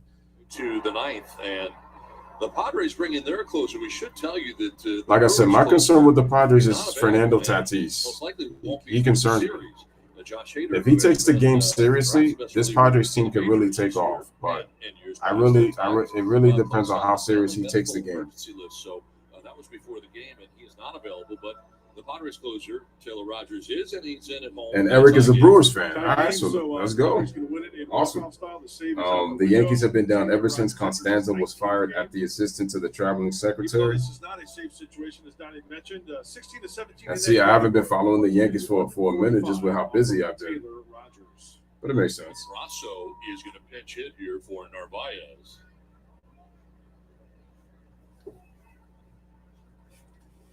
All right, here's the pitch, and that's going to be a strike. Look at strike one. So we got Mike Purcell. Mike Purcell, 298 average, 2 homers, 8 RBIs, 836 OPS, and we got Rogers on the mound, left-hand pitcher for the Padres. The closer would be my guess. Yo, shout out to Elaine Zacharias. He is a Padres fan. He said, "Let's go." Subscribe. He said, "Let's go San Diego." Here's the pitch. Swing and a miss. Plan to do the Brewers and Padres tomorrow. Slider from Taylor Rogers. It is so good. It's been a couple days since he's been out there, so he should be fresh. And judging by the look at that pitch, you bet. Quickly ahead 0-2. Each ball has come onto the field. JC says, "I hope Padres give Hader his first run." The reason I'm saying it is that Tatis is talented, but I feel like Tatis gets a little overhyped. That's just the way I see it. And the thing is, what was that incident that he had that I don't think people were happy about? I'm trying to remember what it was. He was on the field, and I think he was still injured. As Rogers gets the strikeout, so Brassard is out on strikes. First down to the 9th inning. Hader's out for family emergency? Okay. Thanks for the update on Hader. But yeah, what was he doing? I don't remember, but I heard the Padres organization wasn't too happy with what he did. I think it was he was still injured. And what was he doing? I'm trying to remember. In the 9th inning. And here is Tyrone Taylor. I don't remember, but when I remember it, I'll let you know. But it was a game that they were playing earlier this year, and I think he was on the field playing. I want to say if it was soccer. I'm not sure what it was, but they weren't happy about it. They were not happy. And it was from the motorcycle accident, exactly. So he was in recovery, and it was like he was playing. And so that's why I said that Tatis should be just trying to get healthy and try to get back on that field, especially with the fact that him and Manny Machado had issues, in the second half of last year. So that's why I'm saying that, again, I just hope that he takes the game seriously. That's what I'm trying to say, because it's like it's easy to have all that talent and be, famous, and that stuff can kind of get to your head, because I think Tatis has got the talent to be a great player. Here's the pitch, swing and a miss. 1-2. Yeah, you're looking fastball, then you get the wrinkle. Hey, shout out to K Sports Talk. What's going on, man? He says, I need the Padres to lose to get the Dodgers to win. I feel you on that. No chance.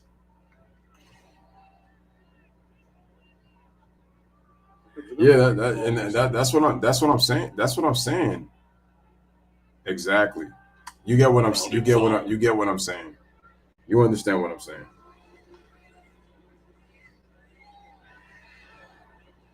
One out, top of the 9th. Game tied 2-2.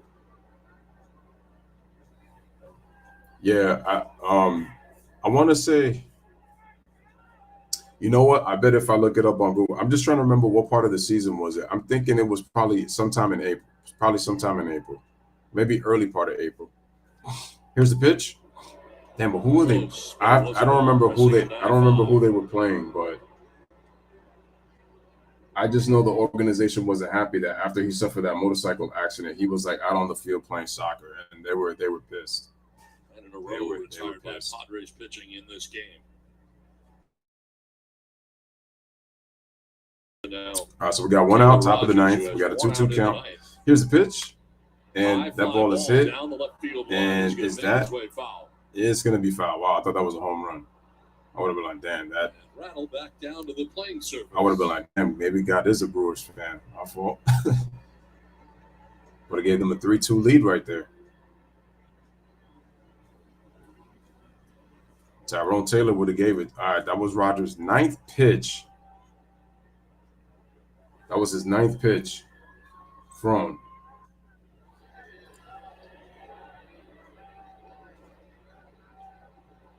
Here's the 2-2. And that ball skips off the catcher. It's full count. 8th pitch of this plate appearance coming up for Tyrone Taylor. Right now it's a thinking game, right? The hitter, is he going to throw a breaking ball? The risk. Guys, continue to hit that like button. Is Rogers thinking, I want to throw my fastball? Definitely appreciate you guys being here. We got a 3-2 count, full count with 1 out for the Brewers. Here's the pitch to Taylor. And that's ball 4. So Rogers gives in a walk. So we got runners on. So we got a runner on first with 1 out. First base now for the Brewers with 1 out. JC also says they could have easily voided his contract, but they were keeping him because he's that good. I actually hope he has a good season this year to prove people wrong. Yeah, talents like Tatis are hard to come by, and I just hope that when he comes back, he's able to help his team, and he's and most importantly, just more mature by the time he comes back from injury. Because, like I said, he definitely has the talent to be a superstar in this league. Here's Keston Hiura. 244, 3 homers, 9 RBIs, 778 OPS. And like I said, man, he's Dominican, bro. That's my blood. Because I'm Dominican also, so it's like I want to see him do well. All right, man, so here's the defense lined up. It looks like they're playing straight away. Oh, yeah, over their heads going to be out of the park. The right side is open for the right side is actually open for Hero if he decides to go the opposite way. So it doesn't have to necessarily pull the ball if he tries to even decide to. I go for that gap. Swing and a miss. Strike 2. Strike 2. Slider. You make it look awkward, huh? Yes. Especially on that swing there. Strange swings against that slider when he's got to go. With some of the stuff I've seen, I won't ever ride a bike. Oh, listen, I have friends who rode ATVs in DR, and they said they're never going to do it again because 2 of them got into an accident. Both of them ended up hurting. One injured their wrist, bruised wrist, and the other person broke a finger in his hand. I'm like, nah. Swing and a miss. Second strikeout for Rogers. Yep. 2 strikeouts. Daniel says, do you live in San Diego? I don't. I will say I've been to San Diego, but I haven't, especially being at the San Diego Zoo. I missed a chance to be at Petco Park, but no, I'm from New York, but no. But I've been to San Diego. Kay says the NL West is still going to be a tough division with a 3-team race. The Padres and Giants are going to be in the mix. Oh, absolutely. Absolutely. Absolutely. And the fact that the Rockies and the Diamondbacks haven't been that bad this year, even though they're not great teams, that's saying something, though. That already in itself is saying something. JC says we easily have the competition to compete for a World Series push, but we just have to play seriously. Exactly. Because this Padres team is good. It's a good team. This Padres team is a good team. I said that they're the one team to me, because with the Giants, last year they had the best record in baseball, but they flamed out in the playoffs, which is why I'm kind of unsure about the Giants. I feel like the Padres could give the Dodgers a good run for their money, more than the Giants would to me, in my opinion, because the thing is with the Dodgers, not only do they have the pitching, they have the offense. Can't say the same about the Giants. They would have to get hot at the right time offensively for me to kind of say that the Giants have a shot, even though they're struggling right now.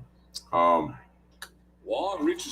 hits it into left center field, and it's going to be caught. Grisham makes the catch. All right. So the Padres with a chance to win it here in the bottom of the 9th. It is a 2-2 ball game. So they made the catch to make the final out of the play. So that was a big play. And now the Padres with a chance to win it in the bottom of the 9th. like I said, guys, if the Padres don't win the game and it goes to extra, I will do the game tomorrow because I have to head over to work. But you guys have been amazing, and I will come back and do the Padres and the Brewers tomorrow, later on today. So definitely, this game was actually pretty fun to do. And you Padres fans and Brewers fans have been great. Elaine says San Diego's beautiful. Oh, I agree. I agree with that. My favorite team is the Yankees, believe it or not. That's crazy.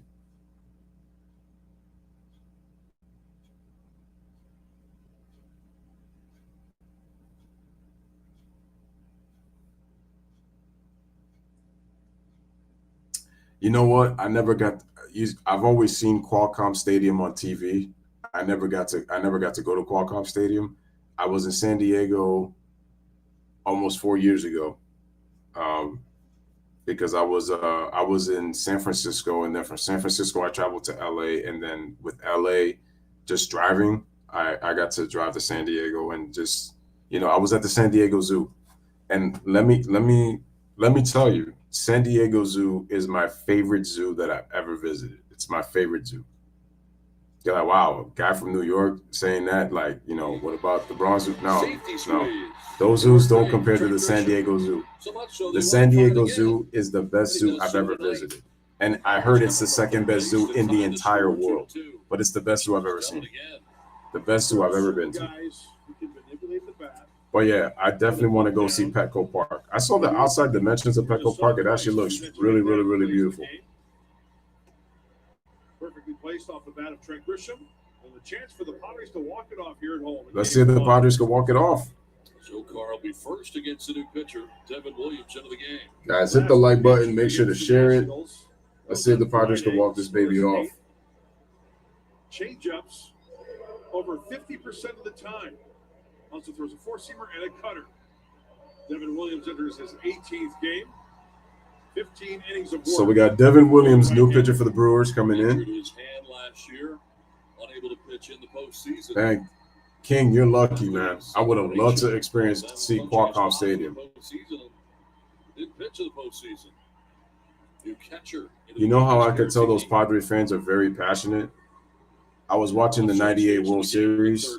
Like, if you look at that 98 Padres team, that team that they had, they could have easily won more than 100 games. But they were kind of on cruise control the rest of the way after they won the division. They didn't play great baseball down the stretch, but they could have easily won 100-plus games. That was a really good Padres team. Ball one, first time he is batted in this and game. Even though they got swept by the Yankees, it was a competitive 4-game sweep. Here's Jose Azokar. Almost says Azúcar if you want to change the O for the U, but anyway. 214, no homers, 4 runs batted in. Azokar.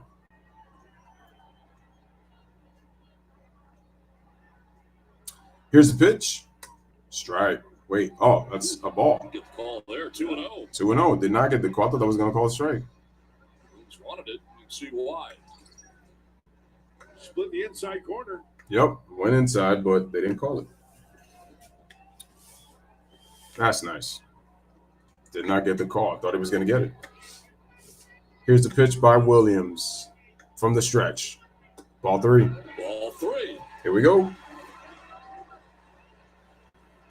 Daniel says, who are you cheering for in the NBA?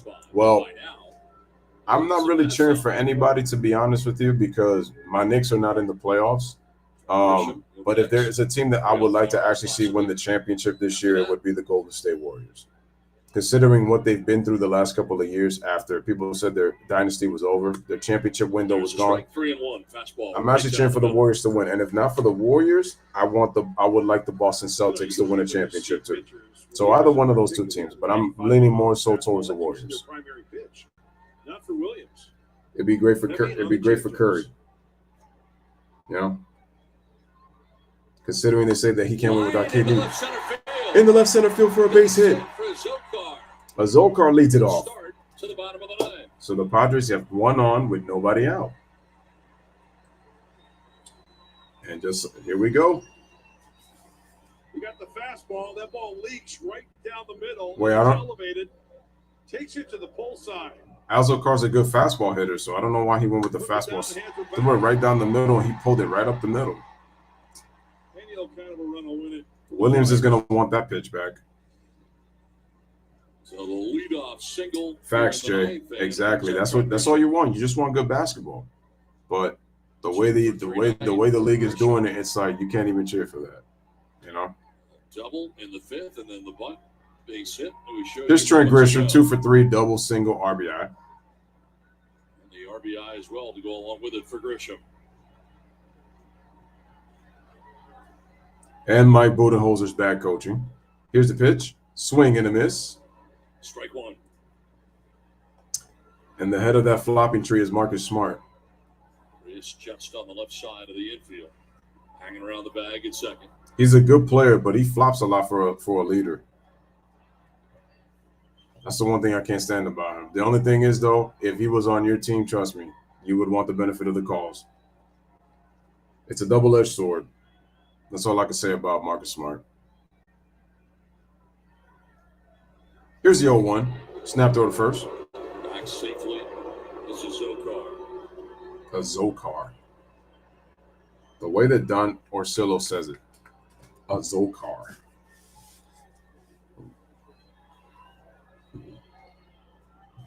Bottom of the ninth inning, Padres trying to walk it off. 2-2 game with the Brewers here. 0-1 count to Trent Grisham, who's played great today. 2 for 3. Brewers are smelling something. Are they going to try a hit and run? Is he going to snap? I knew it. I just knew Williams was going to throw the first. I knew it. That hesitation, I was like, he's going to throw the first, and he threw the first. Well, the base runners for the Padres got the green light. They feel they get a jump. The only time they don't is David Macias, first base coach, gives them the no-go. That's coming from the bench. If they get a jump, take it. And against the guy who throws a lot of changeups, it might work to the advantage of a stolen base. All right, here we go. And that is going to bunt, and that's going to be 1-1. Shout out to Kay. He says, my last game at Petco Park, Will Myers hit a walk-off grand slam off of Kenley Jensen. I was yelling at Roberts not to bring him in because he was kind of wore out the night before. You know I'm not a fan of Dave Roberts, King. I feel like he's been one of the luckiest managers that I've ever seen. And I don't mean that personally, but I just feel like I'm not a fan of his managing skills. Some of the decisions he could have made that could have helped had the Dodgers win more World Series. 2-1. I'm telling you. That time at first base is over. Yep, that's right. Grisham was a former Brewer. Like he may try a delayed steal. I love that. Aren't you glad he's a Padre? Oh, there's Matt Williams, former big league ball player. Back here, 2-1 the count. Matt Williams was a really good player. How do I know? Damn Diamondbacks. But anyway. Back over to first base again. But Matt Williams was a really, really good ball player. Snap throw to first. Safe again. Safe. He's safe. You know, so much going on here that might buy Grisham a fastball with a chance of stealing a base. You saw a fastball up. Well, if taken or a swing and a miss, an easier chance for the catcher with a fastball up and away to get to that ball and get a throw down to second base. Let's see. 2-1, nobody out. Hopefully they don't hit into a double play. Here, looks like. Here's the pitch, and that's 3-1. Yeah, they've been so concerned with the runner at first. One more pitch, and we got 2 men on with nobody out. Spot now against Grisham down 3-1. Jorge Alfaro waiting on deck for the Padres. There's Jorge Alfaro on deck.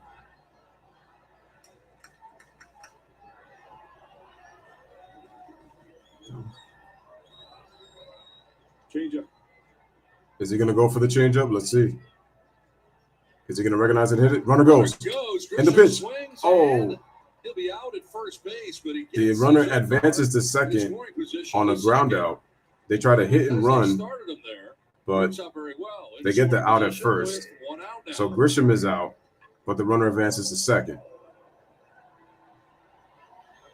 Padres, with the runner in scoring position, they're 1 for 7 in that category. And he stayed back just long enough to hook that ball.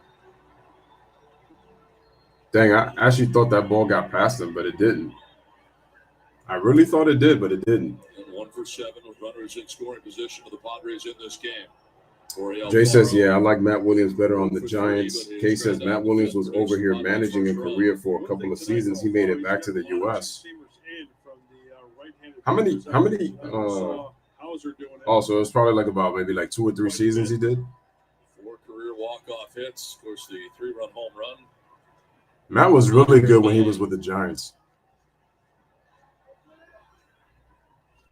Here's Jorge Alofar, strike 1, swing and a miss. Change up.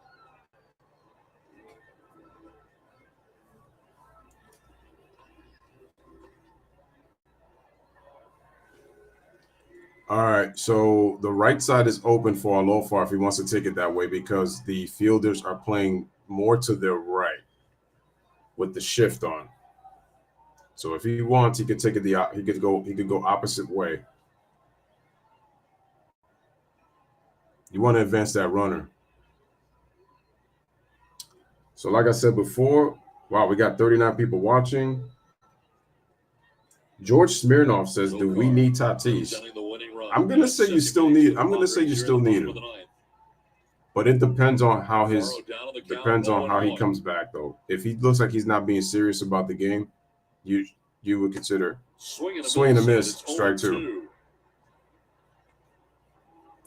Because I know the Padres, they've played well without him, as you can see with their record. But I still think that they do need him, though, ultimately. Well, like I said, we'll see.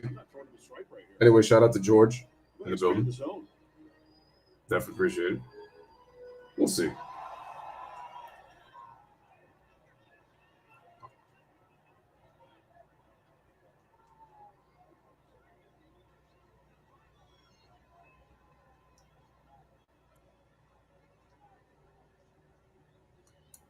All righty, let's see what we got here. It's the 2-2. Swing and a miss on the 0-2. Strikes out. And that's going to be the second out of the inning, 2 away. And that's the first strikeout for Williams, 2 down in the 9th inning. Fastball's in, changeup's in. That has been okay, and Cash says a Met fan, but he's hoping that the Padres can close out for the parlay. Gotcha. All right. Once again, as I mentioned, shout out to Ang Cash. Expanded the zone with a swing and miss. Guys, make sure to hit the like. And we got 2 outs. Second base, and it brings up Jay Cronenworth. All right, here's Jay Cronenworth. Can he be the hero, or are we going to extra innings? Can he be the hero? 4-3 with a walk in this game. 2 career walk-off hits. His last was a solo home run last year, September 5th. Runner on second in scoring position. And the pitch. And he fouls it off. Popped off foul, strike 1. More changeups from Devin Williams.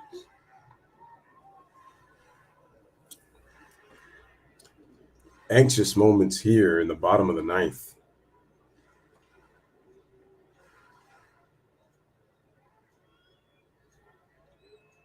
Just avoid the strikeout here. That's the main thing. Put the ball in play. They might boot it, find a hole.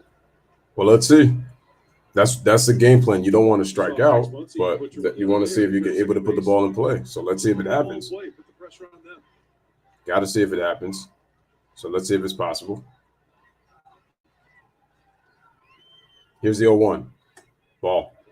1-1. Fastball's been a little bit all over the place. Ball to strike.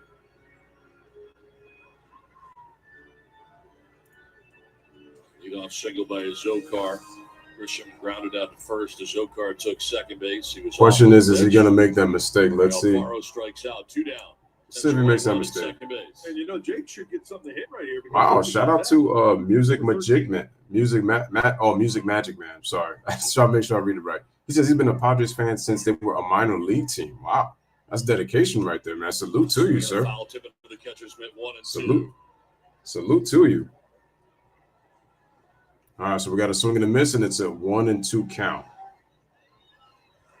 So like I said, guys, this is actually going to be my last inning. I want to do more of this game, but I got work in the morning, unfortunately. So I definitely want to, do that.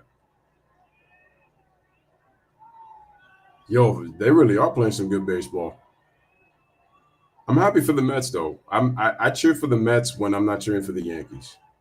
And the Mets win. They beat the Giants 13-3. So big win for them. Run on second. Here's the 1-2. That's a ball. 2-2.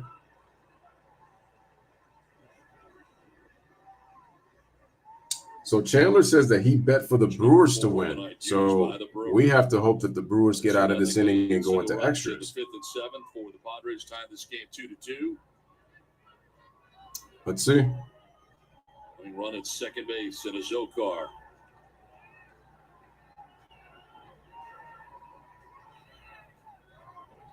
It says hell no. You guys are amazing. All right, let's see, man. We got a 2-2 count. Here's the pitch. Ooh, fouls it off. Ooh, that was good. No, absolutely. I'm doing this game tomorrow. I think this game is at 9:40 Eastern time starting tomorrow, so 6:40 out on the West Coast. But I definitely would do it tomorrow for sure as well. Takes a little stroll, midst of a meeting with himself and behind the hill. This has been a really good game. I can't lie. Rosin and back up on top. You guys have been a great crowd for sure. Definitely want to do more Padres games, and it's a long season, so definitely want to do more.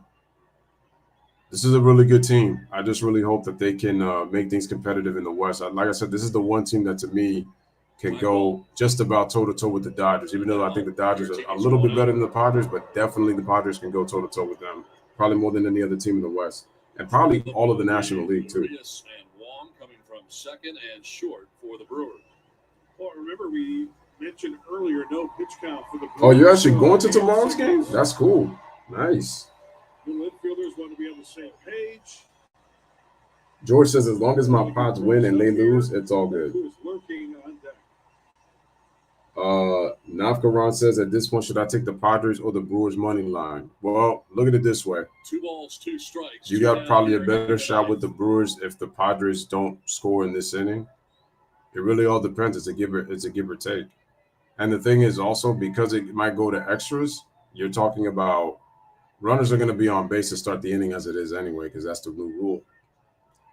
Here's the pitch. Ball 3. Full count. You got to figure Williams does not want to face Manny Machado. Yeah. I know Craig Counsell does. I don't like it. I absolutely hate it. And the 20th of the inning for Devin Williams. Prior faithful stand as one at Petco Park in San Diego. Here we go. What's the result?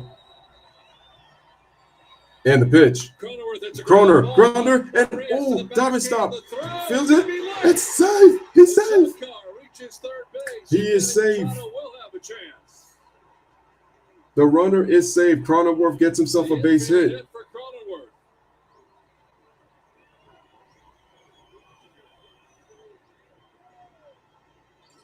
So Cronenworth was able to beat it out. Good hustle. Nice play. Marias tries to utilize the bounce. So I just put my Instagram, for those who want to follow me, you can definitely follow me on Instagram right there. I might even think about putting Manny. The kid KB3 says Manny's looking like an MVP right now. Yo, he's having an unbelievable year. He's having an unbelievable year. Runner. Here's Manny. Manny. Let's see if you can win it.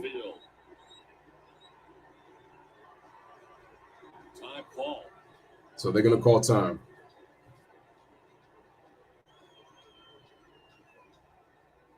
Zokar, 90 feet away. Even closer now, that walking lead. Guys, let's even up the likes, man. Definitely appreciate the people showing up. Here's the pitch. And that ball is ball 1. Now, a couple of things here. Is he going to pitch him like he's OG? Once again, shout out to everybody in the chat. You guys have been amazing. If you do put him on, you risk a ball 4. Okay, so Machado is 1 for 2 against Williams in his career. He's got a double and he scored an RBI. And 1 hit and 2 at bats. Runners on the corners. We got a 1-0 count. Let's see. Here's the pitch. Machado. Ooh, it's gonna hit foul. If that would have dunked in, oh my God, Petco Park was about to go crazy. So it's an even count, 1-1. I thought Petco Park was gonna go crazy. I said Duncan. Back again, back of that hill, and again getting some rosin more than once. Let's see how they're playing. winning run with that walking lead off. Tellez is playing more to his right. Everybody else is playing a little bit more deep back. Watch out for that changeup in the dirt. Let's see if he. Hopefully Machado doesn't chase that changeup in the dirt. Let's see. Oh, he chased it. Strike two. He went for it and swung and a miss. This ball is way in off the plate. Look at the run on that changeup.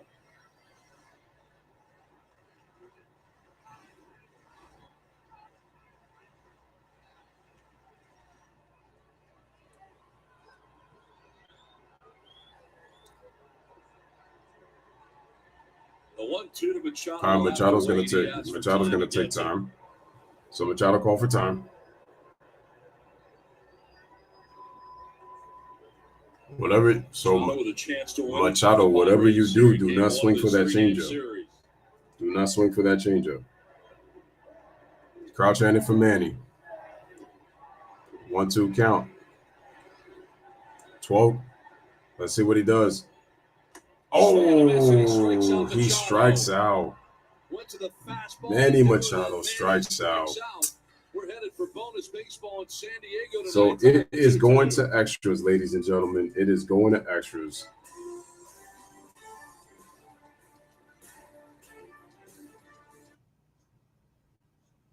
Well, I said Dallas was good enough to get 2 games, but it wasn't going to happen. All right, ladies and gentlemen, as much as I want to continue to do this game, unfortunately, I got work in the morning, so I am going to call it a night, but this has definitely been fun. I'm going to be doing Padres and Brewers tomorrow, so guys, make sure to stay tuned for that. You guys have been unbelievable. Definitely enjoyed the crowd, definitely a lot of fun. Tense moment right there. I thought Manny Machado had the game won on that foul ball, but it ended up being foul, so he ends up striking out. Williams strikes him out with a fastball right down the middle when the catcher was setting up away, but it tailed back in and Machado chased it away. So that's the end of it. So we're going to extras, or as Michael K would like to say, the Yankees announcer, bonus cantos. All right, so we are tied at 2, headed to the top of the 10th. And let me just give you who's going to be hitting for the Brewers at least before I go. Let's see. Who has already hit? I'm guessing it's going to be Urias, Yelich, and McCutchen. Yep, 2, 3, 4 hitters coming up for those guys. No problem. I'm definitely going to be doing this tomorrow. As much as I want to stay, I got work in the morning, like literally work in the AM, so not too long. So, oh no, he needs 1 game at the very least. But anyway, guys, have a wonderful night. I will definitely come back on tomorrow. Salute to everybody. Like, share the video, subscribe. Take care, man. Have a wonderful night. So many times, and I just wish they would just stop. You know what I mean? Just stop. I mean, he was, Michael Jordan. I'm Kobe Bryant. I mean, we're 2 different players, and I wish people would just let it go. It really annoys me because, you can't compare.